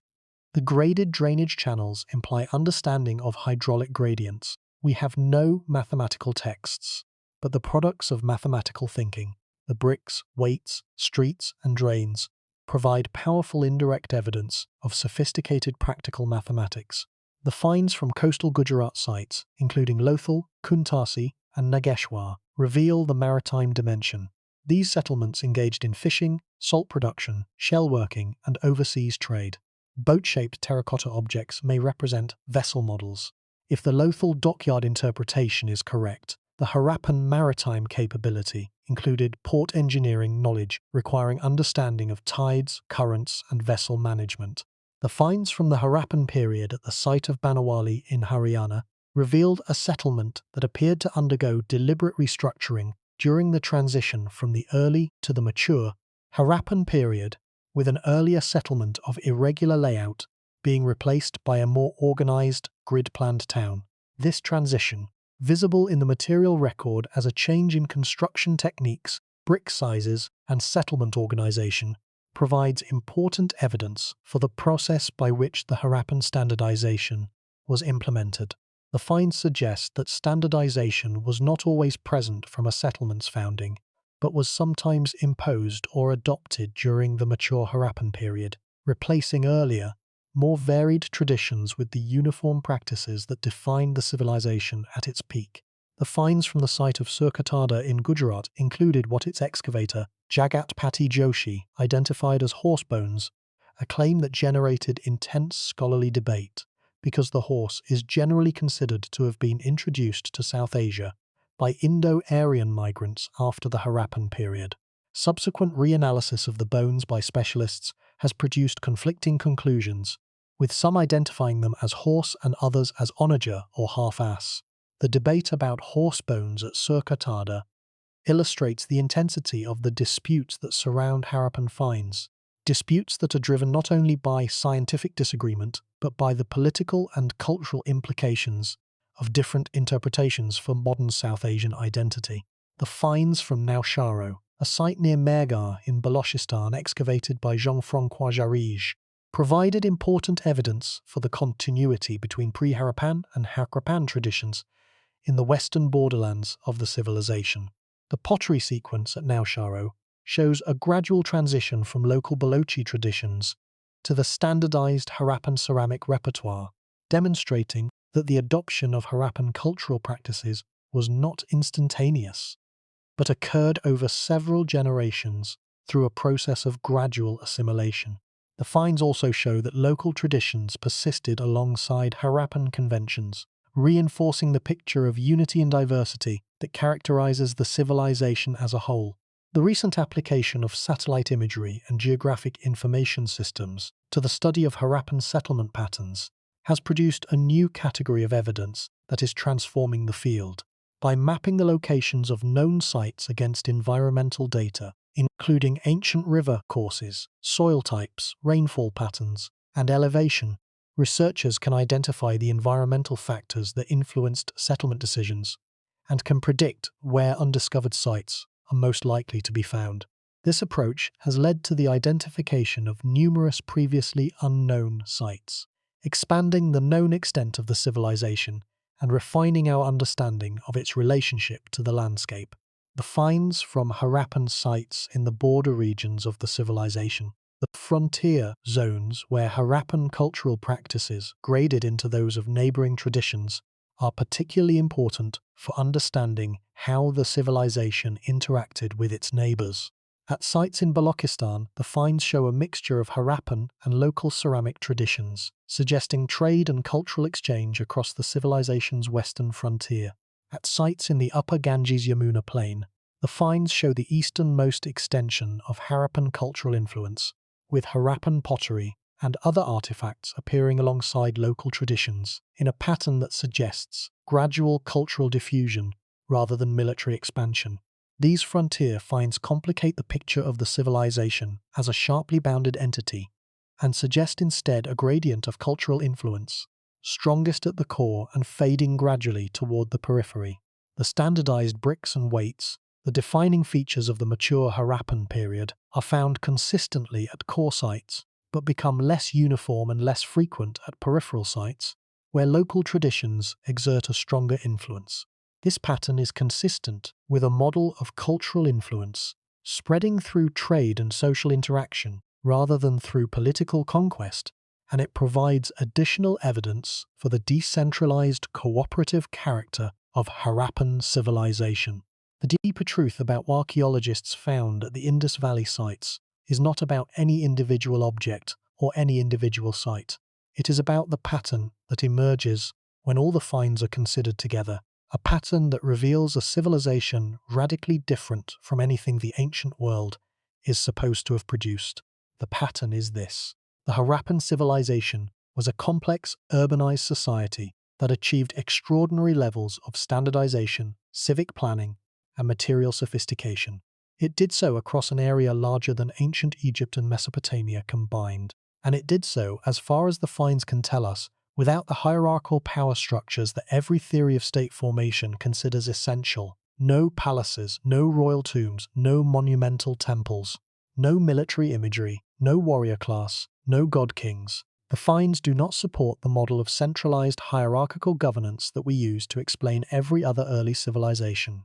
And yet the achievements that the finds document, the grid-planned cities, the standardized bricks, the uniform weights, the integrated drainage systems, require precisely the kind of large-scale coordination that centralized governance is supposed to provide.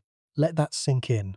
The finds at the Indus Valley sites present us with an apparent impossibility, a civilization that achieved centralized results without centralized authority, a society that maintained uniform standards across a subcontinental area without a visible mechanism for enforcement, an urban world that functioned, and functioned well, for 7 centuries without any of the institutions that political theory tells us are necessary for urban life to function at all. This is not science fiction. This is what the finds show, and the implications extend far beyond the study of the ancient past. If the Harappan civilization achieved its level of coordination through consensus, through shared norms, through the voluntary adherence of thousands of individuals to common standards, then the assumption that hierarchy is necessary for civilizational achievement is wrong. The finds suggest that there are alternative paths to urban sophistication, paths that do not require kings or armies or coercive authority. This is a radical implication. It challenges some of the most deeply held assumptions of political science, sociology, and urban studies. Some scholars have drawn on the work of the Nobel Prize-winning economist Elinor Ostrom, who studied how communities manage shared resources, such as fisheries, forests, and water systems, through self-governing institutions rather than through external authority. Ostrom identified principles that characterize successful self-governance: clearly defined boundaries, locally adapted rules, collective decision-making, monitoring, graduated sanctions, and conflict resolution mechanisms. It is at least conceivable that the Harappan civilization developed institutions along these lines, governing itself through cooperation rather than command. But the finds cannot confirm or deny this interpretation. The finds show the results of governance. They do not show the governance itself. The bricks are standardized, but the finds do not show who standardized them. The drains are maintained, but the finds do not show who maintained them. The weights are uniform, but the finds do not show who checked their accuracy. The governance of the Harappan world is inferred, not observed, and inference, without textual confirmation, is always provisional. Let that sink in. A century of archaeological work has produced tens of thousands of finds, and has not answered the most basic question about the civilization that produced them. Who was in charge? The finds have given us the city. They have not given us the government. They have given us the infrastructure. They have not given us the institution. They have given us the product. They have not given us the process. The deeper truth is that the finds at the Indus Valley sites reveal not only a lost civilization, but the limits of what archaeology can know. Material remains can tell us what was built, what was made, what was traded, what was eaten. They cannot tell us what was believed, what was valued, what was feared, what was hoped. They can show us the outside of a life, They cannot show us the inside. And without the inside, without the thoughts and beliefs and decisions that animated the bricks and drains and seals, the finds remain magnificent fragments of a story whose plot we cannot reconstruct. The finds also carry a profound lesson about the fragility of knowledge. Every object recovered from the Indus Valley represents a skill, a technique, a tradition that was practiced by living people and transmitted from generation to generation through apprenticeship and example. The carnelian bead represents years of training in stone selection, heating, grinding, and drilling. The standardized brick represents a shared understanding of measurement, clay preparation, and kiln management. The covered drain represents knowledge of hydraulics, surveying, and civic engineering. Each of these skills was embodied knowledge that existed in the hands and habits of practitioners, not in books or documents. When the civilization dissolved and the practitioners dispersed, these skills were lost, not destroyed, simply no longer practiced, and therefore no longer transmitted, and therefore no longer known. The finds that archaeologists recover today are the products of knowledge that no longer exists. We can hold the bead, we cannot hold the skill that made it. We can measure the brick, we cannot measure the understanding that standardized it. We can map the drain, we cannot map the expertise that designed it. The finds are relics of a knowledge system that has vanished as completely as the people who carried it. This is the deeper truth. The finds at the Indus Valley sites are not just evidence of a lost civilization. They are evidence of lost knowledge, lost skills, lost ways of understanding and interacting with the world. They remind us that the greatest achievements of human ingenuity are also the most fragile, because they depend not on durable materials but on the perishable medium of human memory and practice. The bricks endure, the knowledge that shaped them does not. The evidence for Harappan food storage and distribution deserves attention because it bears on the question of governance. Large structures at several sites, including the so-called granary at Mohenjo-Daro and the circular working platforms at Harappa, have been interpreted as grain processing and storage facilities. If these served as centralized granaries, collecting agricultural surplus through some form of taxation or tribute, they would indicate a redistributive economy managed by a central authority. If they served as commercial warehouses or market facilities, they would indicate a market economy managed by merchants. The finds do not resolve this question.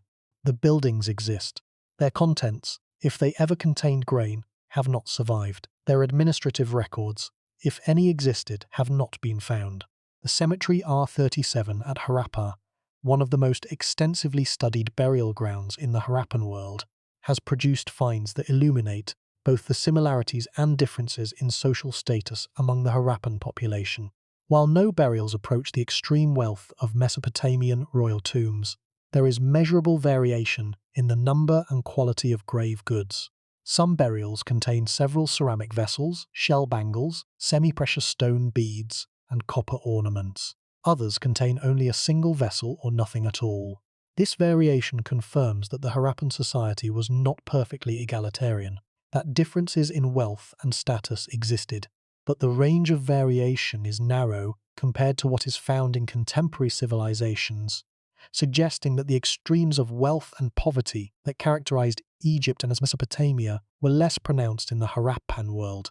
The terracotta animal figurines found at Harappan sites, while often overlooked in favor of more dramatic finds, constitute an important body of evidence for understanding the Harappan relationship to the natural world. The figurines include realistic depictions of cattle, water buffalo, elephants, rhinoceroses, tigers, dogs, monkeys, birds, turtles, and fish. The accuracy and detail of many of these figurines demonstrate intimate familiarity with the animals depicted. Some figurines show animals with elaborate harnesses or decorations, suggesting that certain animals were domesticated, trained, or used in ceremonial contexts. The bull figurines are particularly numerous and often particularly carefully made, reinforcing the impression drawn from the seals that cattle held a special importance in Harappan culture. The finds at the site of Sutkagan Dor in Balochistan near the Iranian border represent the westernmost known Harappan settlement. The site is located on the coast of the Arabian Sea and appears to have served as a coastal trading post, linking the Harappan heartland to the maritime trade routes of the Persian Gulf. The finds include Harappan pottery and artifacts alongside local balochi material, confirming the site's role as a frontier trading station. The extreme distance from the major Harappan cities, roughly 700 kilometers from Mohenjo-Daro, testifies to the ambition and reach of the Harappan commercial network. The finds from Harappan craft workshops illuminate not just the products, but the social organization of production. The distribution of workshops throughout residential neighborhoods, rather than their concentration in palace or temple-attached facilities, suggests a degree of artisanal independence that was unusual in the ancient world. Bead makers, potters, shell workers, and metal workers appear to have operated as independent or semi-independent producers, selling their goods through local markets and long-distance trade networks, rather than producing under state or temple supervision. This pattern of distributed, independent craft production is consistent with the broader picture of a society organized around cooperation and shared standards rather than centralized command. The finds from the cemetery at Farmana in Haryana, excavated in the 2000s, added valuable new evidence about Harappan burial practices and social organization. The cemetery contained over 70 burials, making it one of the largest Harappan burial grounds outside Harappa itself. The graves showed variation in size and in the quantity of grave goods, confirming social differentiation within the community. Some individuals were buried with pottery, ornaments, and animal bones suggesting food offerings. Others were buried with fewer goods or none. The variation provides evidence of social hierarchy, but within a relatively narrow range, consistent with the pattern seen at other Harappan sites. The finds at the Indus Valley sites pose a question that extends far beyond the boundaries of archaeology. The question is this: what is a civilization for? The standard answer, reinforced by the monuments of Egypt, the palaces of Mesopotamia, and the triumphal arches of Rome, is that civilizations exist to concentrate power, to project authority, and to create lasting monuments to the achievements of their rulers. The finds at the Indus Valley sites suggest a different answer. They suggest that a civilization can exist to serve its people, to provide clean water and covered drains and safe streets, to create the conditions for healthy, dignified daily life. The most impressive engineering at Mohenjo-Daro was not decorative. It was functional. It served the basic needs of the entire population, not the glorification of an elite few. This is a challenging idea. It challenges the way we think about the ancient world, which we tend to judge by its monuments. It challenges the way we think about our own cities, which we tend to evaluate by their skylines rather than their sanitation systems. And it challenges the way we think about progress itself, which we tend to measure by technological spectacle rather than by equitable access to essential services. Consider what the finds at Mohenjo-Daro tell us about priorities. The single most prominent public structure in the city was not a palace, not a temple, not a military fortress. It was a bathing pool. The single most impressive engineering achievement was not a pyramid, not a ziggurat, not an aqueduct carrying water to a royal garden. It was a drainage system that carried wastewater away from every household. The single most telling artifact is not a golden death mask or a colossal statue. It is a precisely cut stone weight that ensured honest measurement in trade.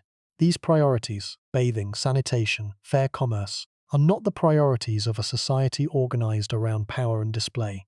They are the priorities of a society organized around the welfare of its members. The finds also carry implications for how we think about the preservation of knowledge.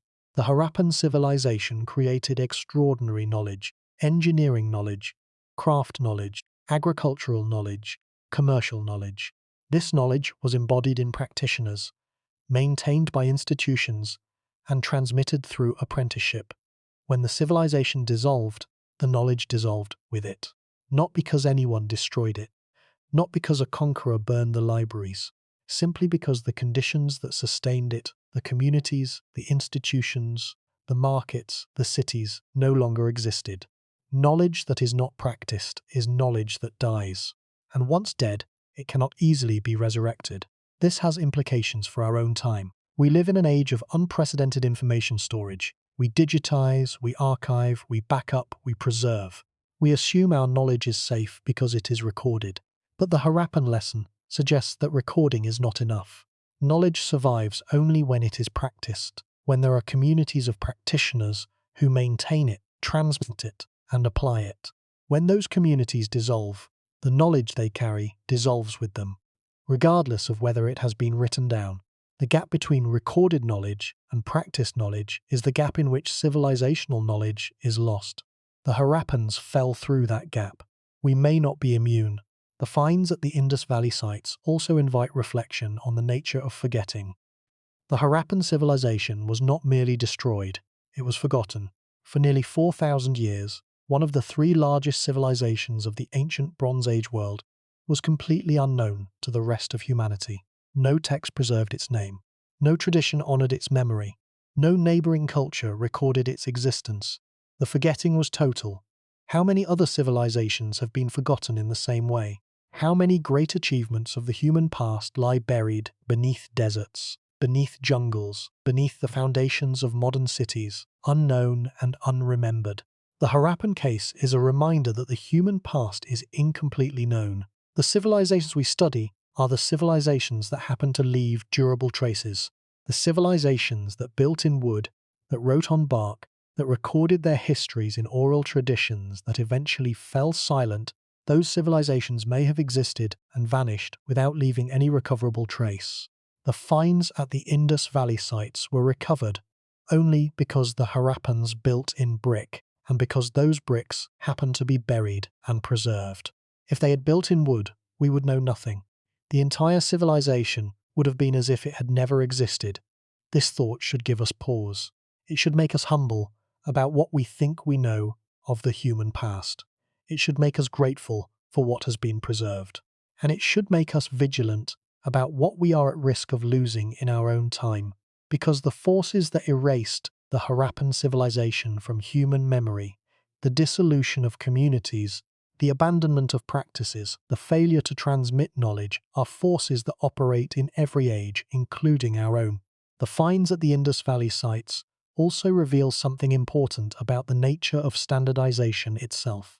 Standardization is often assumed to be a product of central command, a single authority imposing uniform specifications on a diverse population. But the Harappan case suggests an alternative possibility, that standardization can emerge from the ground up through the voluntary adoption of shared conventions by communities that benefit from interoperability.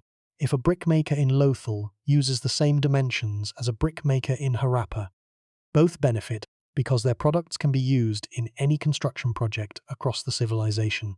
If a merchant in Dolavira uses the same weights as a merchant in Mohenjo-Daro, both benefit because transactions can be conducted without conversion or dispute. Standardization serves collective self-interest.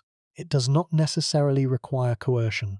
This interpretation is consistent with modern research on the emergence of standards in market economies.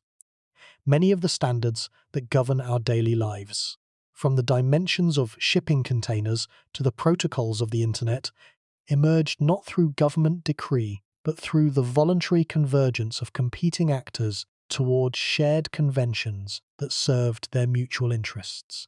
The Harappan weight system, with its extraordinary precision and uniformity across 700 kilometers, could be the product of such voluntary convergence rather than top-down imposition.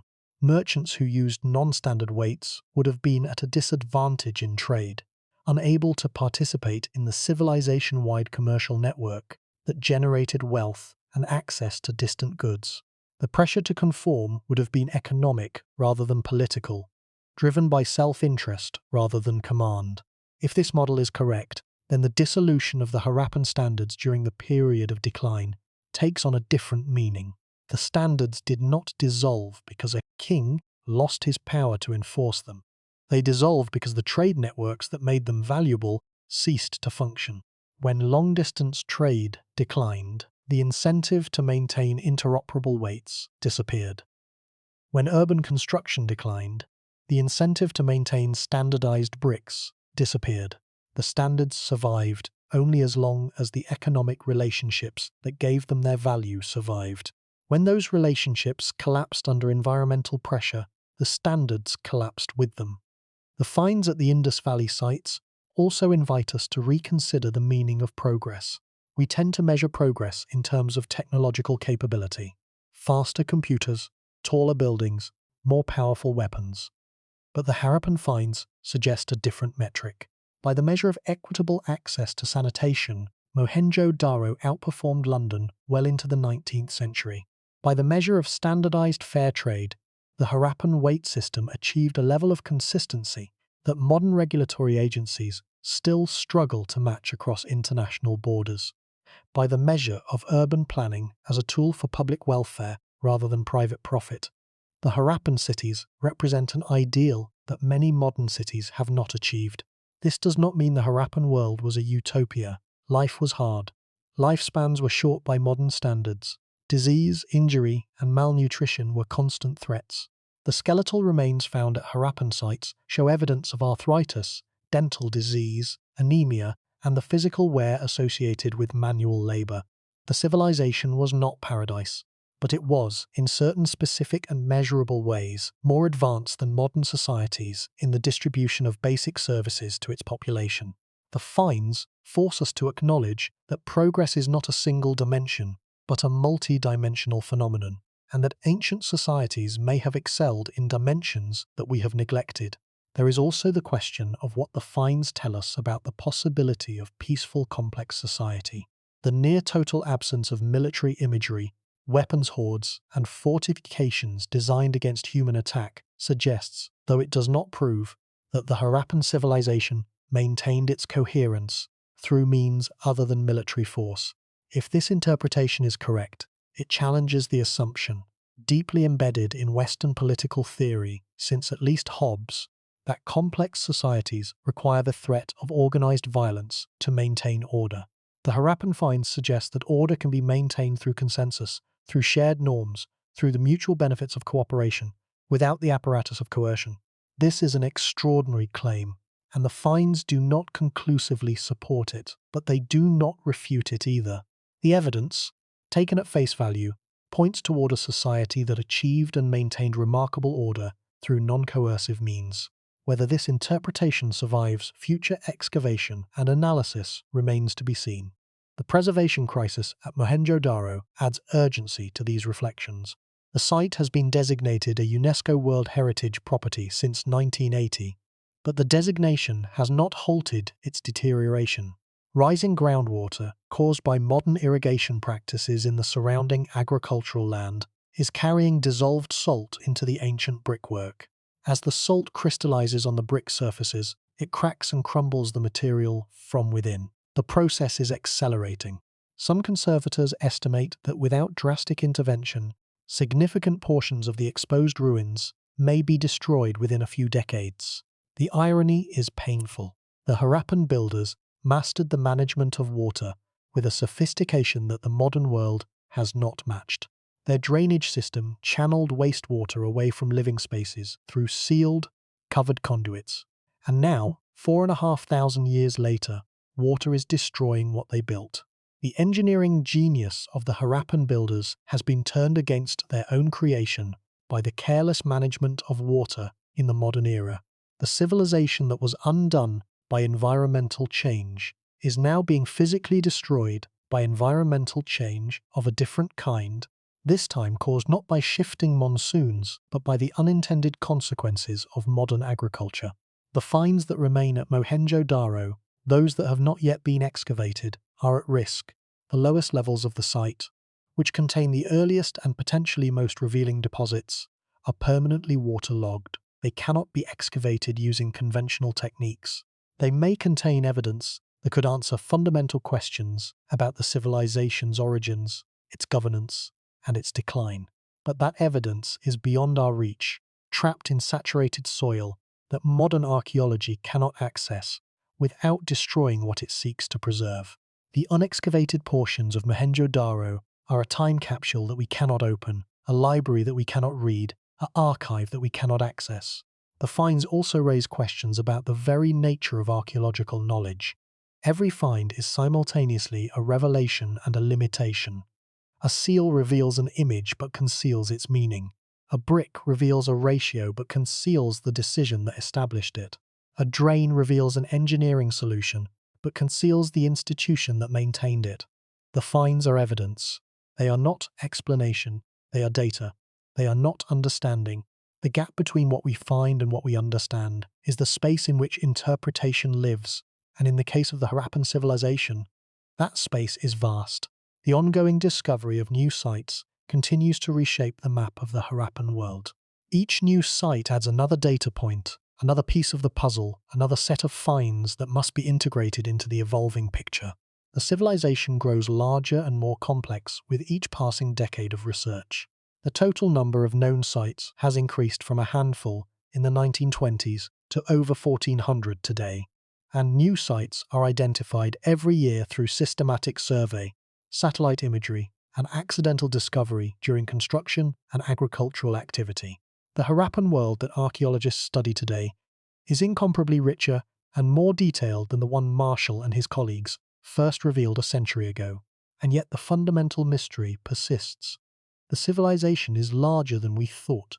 The mystery is deeper than we imagined. In the end, the finds at the Indus Valley sites tell two stories simultaneously. The first is a story of achievement, of a civilization that built some of the most livable, most equitable, most carefully planned cities the ancient world had ever seen. The second is a story of loss, of knowledge forgotten, of skills abandoned, of a world so thoroughly erased from human memory that its very existence was unknown until barely a century ago. The two stories cannot be separated. The achievement and the loss are aspects of the same reality. Everything that was built was eventually abandoned.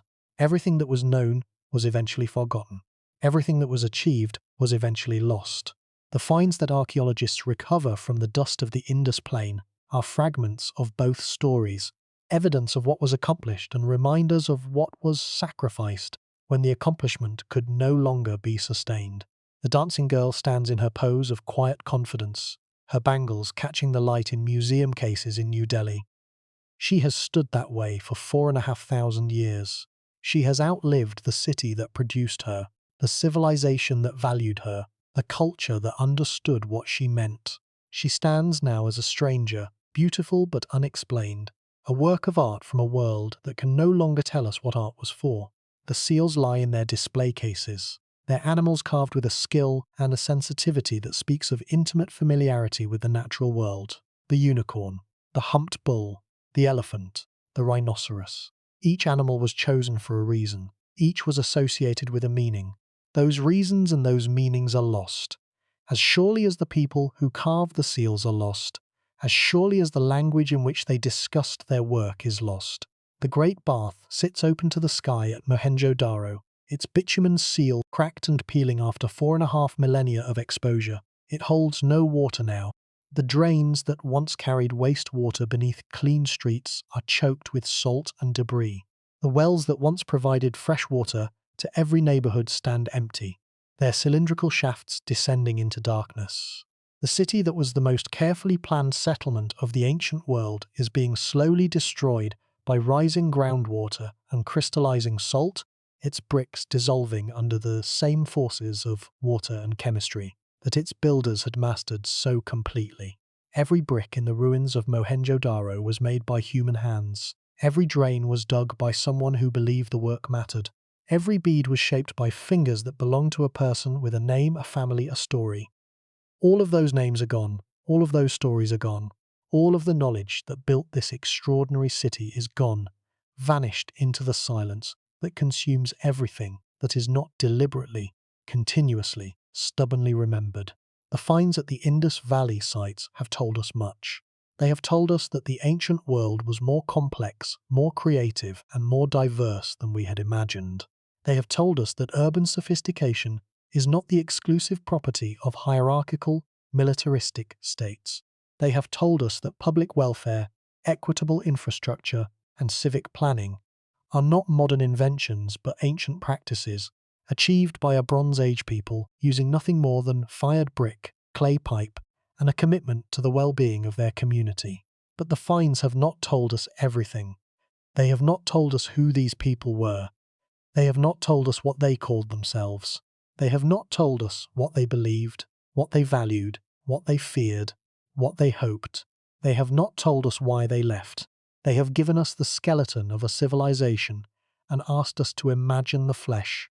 They have given us the bricks and asked us to imagine the builders.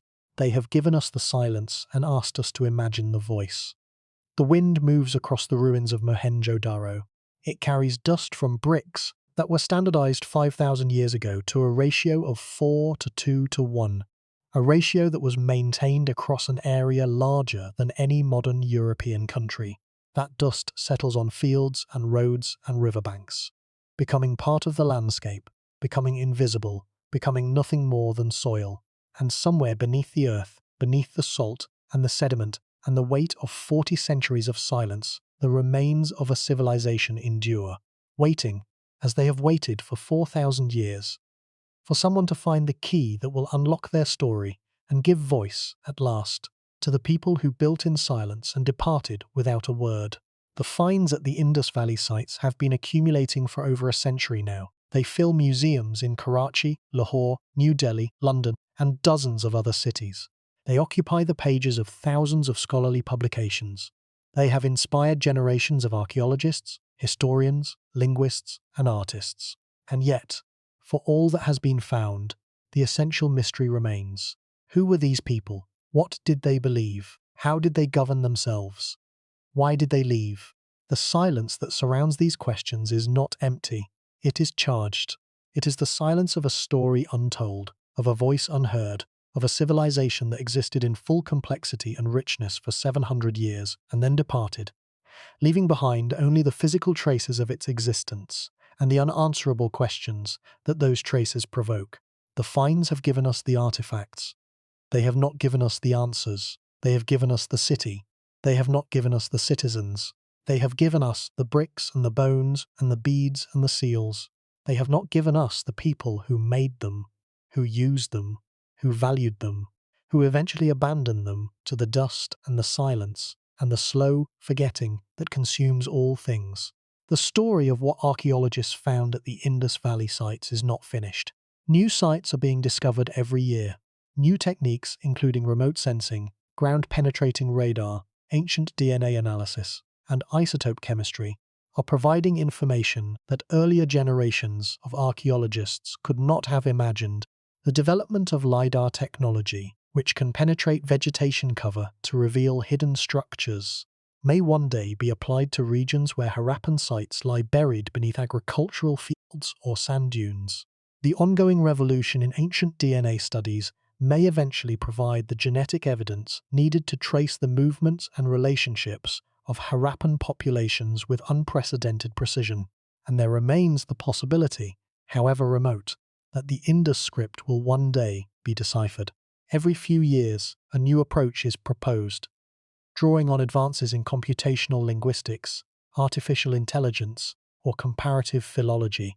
Most of these attempts have failed, but the history of decipherment includes cases that seemed equally hopeless, including Linear B, which was considered undecipherable for decades before. Ventris cracked it in 1952.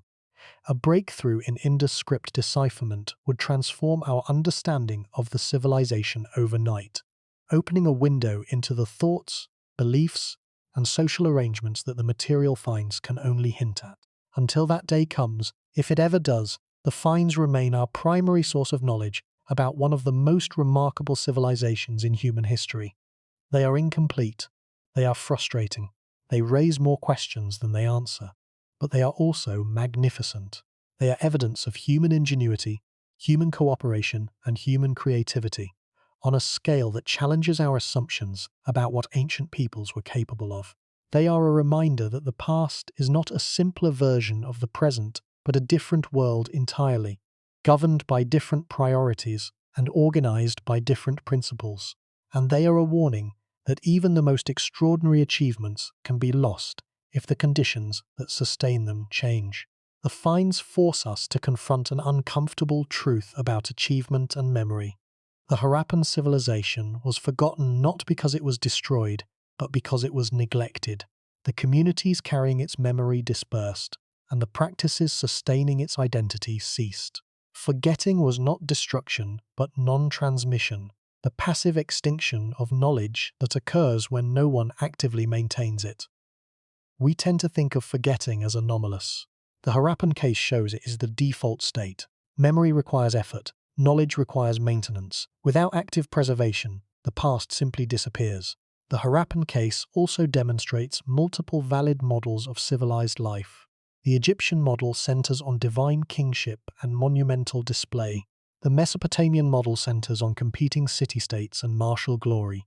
The Harappan model centers on civic infrastructure, equitable access, and collective welfare. These are not stages in a progression, but alternative paths, reflecting different values and priorities. The Egyptian and Mesopotamian models survived in memory because they produced finds that endure and impress. Pyramids, ziggurats, gold death masks, triumphal inscriptions. The Harappan model was forgotten because it produced finds that are useful rather than impressive. Drains, wells, standardized bricks, precisely cut weights. Survival in cultural memory favors the monumental over the mundane. If the Harappans had built pyramids, they might never have been forgotten. They built drains instead, and drains, however essential to human welfare, do not command the attention of the ages. This is perhaps the final irony. The civilization that prioritized utility over display was forgotten because utility does not produce memorable monuments. The finds from the period of decline deserve particular reflection. At every site, later levels show declining construction quality, deteriorating infrastructure, and fragmentation of standards. The process was gradual, each generation inheriting conditions slightly worse than the previous, normalizing decline through shifting baseline syndrome. The window for dramatic corrective action closed while people debated whether there was a problem. By the time the crisis was unmistakable, the resources for response had been consumed by the crisis itself. The post-Harappan finds document what came after dissolution. The Jukar phase in Sindh retained some Harappan traits while developing new forms. The painted grey ware culture in the Ganges Plain showed no direct continuity. Some scholars detect possible echoes of Harappan influence in certain craft techniques and religious motifs, suggesting the heritage was not entirely extinguished but woven, faintly, into subsequent traditions. Genetic evidence confirms biological continuity. The Harappan people dispersed rather than perished. Their descendants number in the hundreds of millions. The distinction between biological survival and cultural survival is critical. Civilizations are not their people. They are their knowledge, institutions, and shared practices. People can survive the loss of their civilization. The civilization cannot survive the dispersal of its people. When the Harappan civilization died, the knowledge it embodied died with it, even though every individual who once carried that knowledge survived. The finds invite reconsideration of what we mean by progress. By the measure of equitable sanitation access, Mohenjo-Daro outperformed London into the 19th century. By the measure of standardized fair trade, the Harappan weight system achieved consistency that modern regulatory agencies still struggle to match internationally. Progress is not a single dimension. Ancient societies may have excelled in dimensions we have neglected. The preservation crisis at Mohenjo-Daro adds urgency. Rising groundwater carries dissolved salt into ancient brickwork. As salt crystallizes, it cracks and crumbles bricks from within. The process accelerates. Without intervention, significant portions of exposed ruins may be destroyed within decades. The irony is bitter. The civilization that mastered water management is being destroyed by water mismanagement in the modern era. The unexcavated portions of major sites contain evidence that might answer fundamental questions. But at Mohenjo-Daro, the lowest deposits are permanently waterlogged and beyond current archaeological reach. At Harappa, much of the site has been damaged by centuries of brick quarrying and modern construction. At Rahigahi, the full extent of the buried city has only recently been mapped using remote sensing. The finds we have are a fraction of what exists. The fraction we can access is shrinking as sites deteriorate. The clock is ticking on evidence that has waited 4,500 years to be understood. There is also the ongoing question of what modern scientific techniques may yet reveal from existing collections. Thousands of Harappan artifacts sit in museum storage, analyzed decades ago with the limited techniques available at the time. The application of modern methods, ancient DNA extraction, isotope analysis, residue chemistry, three-dimensional scanning, computed tomography, to these existing collections may yield information that earlier researchers could not have obtained. Each technological advance opens new windows onto old evidence. The finds do not change, our ability to read them does. The future of Indus Valley archaeology depends not only on new excavations, but on the preservation of what has already been found. Museum collections require climate-controlled storage to prevent deterioration. Archaeological sites require protection from development, agriculture, erosion, and vandalism. The international cooperation needed to study sites that span the border between modern Pakistan and India requires diplomatic relationships that are not always easy to maintain. The finds exist in a present that is shaped by politics, economics, and geopolitics as much as by scientific inquiry. The Harappan past is not neutral territory. It is claimed, contested, and interpreted through the lenses of modern national identity, cultural pride, and political interest. The science of archaeology must navigate these currents while maintaining its commitment to evidence-based interpretation. The finds at the Indus Valley sites have given us one of the most remarkable stories in the history of human civilization. A story of achievement without parallel, a story of loss without explanation, a story of silence that speaks more loudly than words. The finds are incomplete, they are frustrating, they are magnificent. They are evidence that the human past is richer, more diverse, and more surprising than any single narrative can capture. They are a reminder that beneath the ground on which we walk, beneath the cities we inhabit, beneath the assumptions we hold about who we are and where we came from, there may lie worlds we have not yet imagined, civilizations we have not yet found, stories we have not yet heard. The finds wait, in museum cases and in buried ruins, in storerooms and in stratified deposits, in the waterlogged depths of Mohenjo-Daro and the wind-blown sands of the Thar Desert. They wait for the techniques that will reveal their secrets, the scholars who will ask the right questions, and the key that will, perhaps one day, unlock the Indus script and give voice at last to a people who built in brilliance and departed in silence. The story of what archaeologists found at the Indus Valley sites is not a story with an ending. It is a story still being written, with each new excavation season, each new analytical technique, each new generation of scholars adding pages to a book that may never be completed. The script may one day be deciphered. The governance may one day be understood. The religion may one day be reconstructed. Or these questions may remain forever unanswered. The deepest secrets of the Harappan world, locked permanently behind a barrier of silence and lost knowledge. What is certain is this: the finds have revealed a civilization of extraordinary achievement, a civilization that valued the welfare of its people over the glorification of its rulers, a civilization that invested in drains and wells and standardized bricks, in the unglamorous but essential infrastructure of dignified daily life, a civilization that traded across the ancient world, produced art of haunting beauty, and maintained uniform standards across distances that dwarfed its contemporaries, and a civilization that was forgotten so completely that the modern world did not know it had existed until an army deserter stumbled upon its ruins and an archaeologist recognized what lay beneath his feet.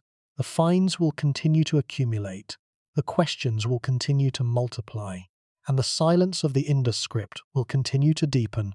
With each passing year, the mystery of a people who built one of the greatest civilizations the world has ever known, and left behind everything except their words. The significance of the Harappan finds extends beyond their archaeological value. They have transformed our understanding of what was possible in the ancient world. They have challenged our assumptions about the relationship between power, planning, and the public good. They've demonstrated that urban sophistication, standardized measurement, and equitable civic infrastructure could be achieved nearly 5,000 years ago by a people whose names we do not know and whose language we cannot read. The finds are a testament to human ingenuity. They are also a testament to human fragility. Everything they represent was achieved and then lost. The achievement was real, the loss was total, and the silence that surrounds both the achievement and the loss is the defining characteristic of the Harappan civilization, a silence that speaks, in its own mute way, more eloquently than any inscription ever could.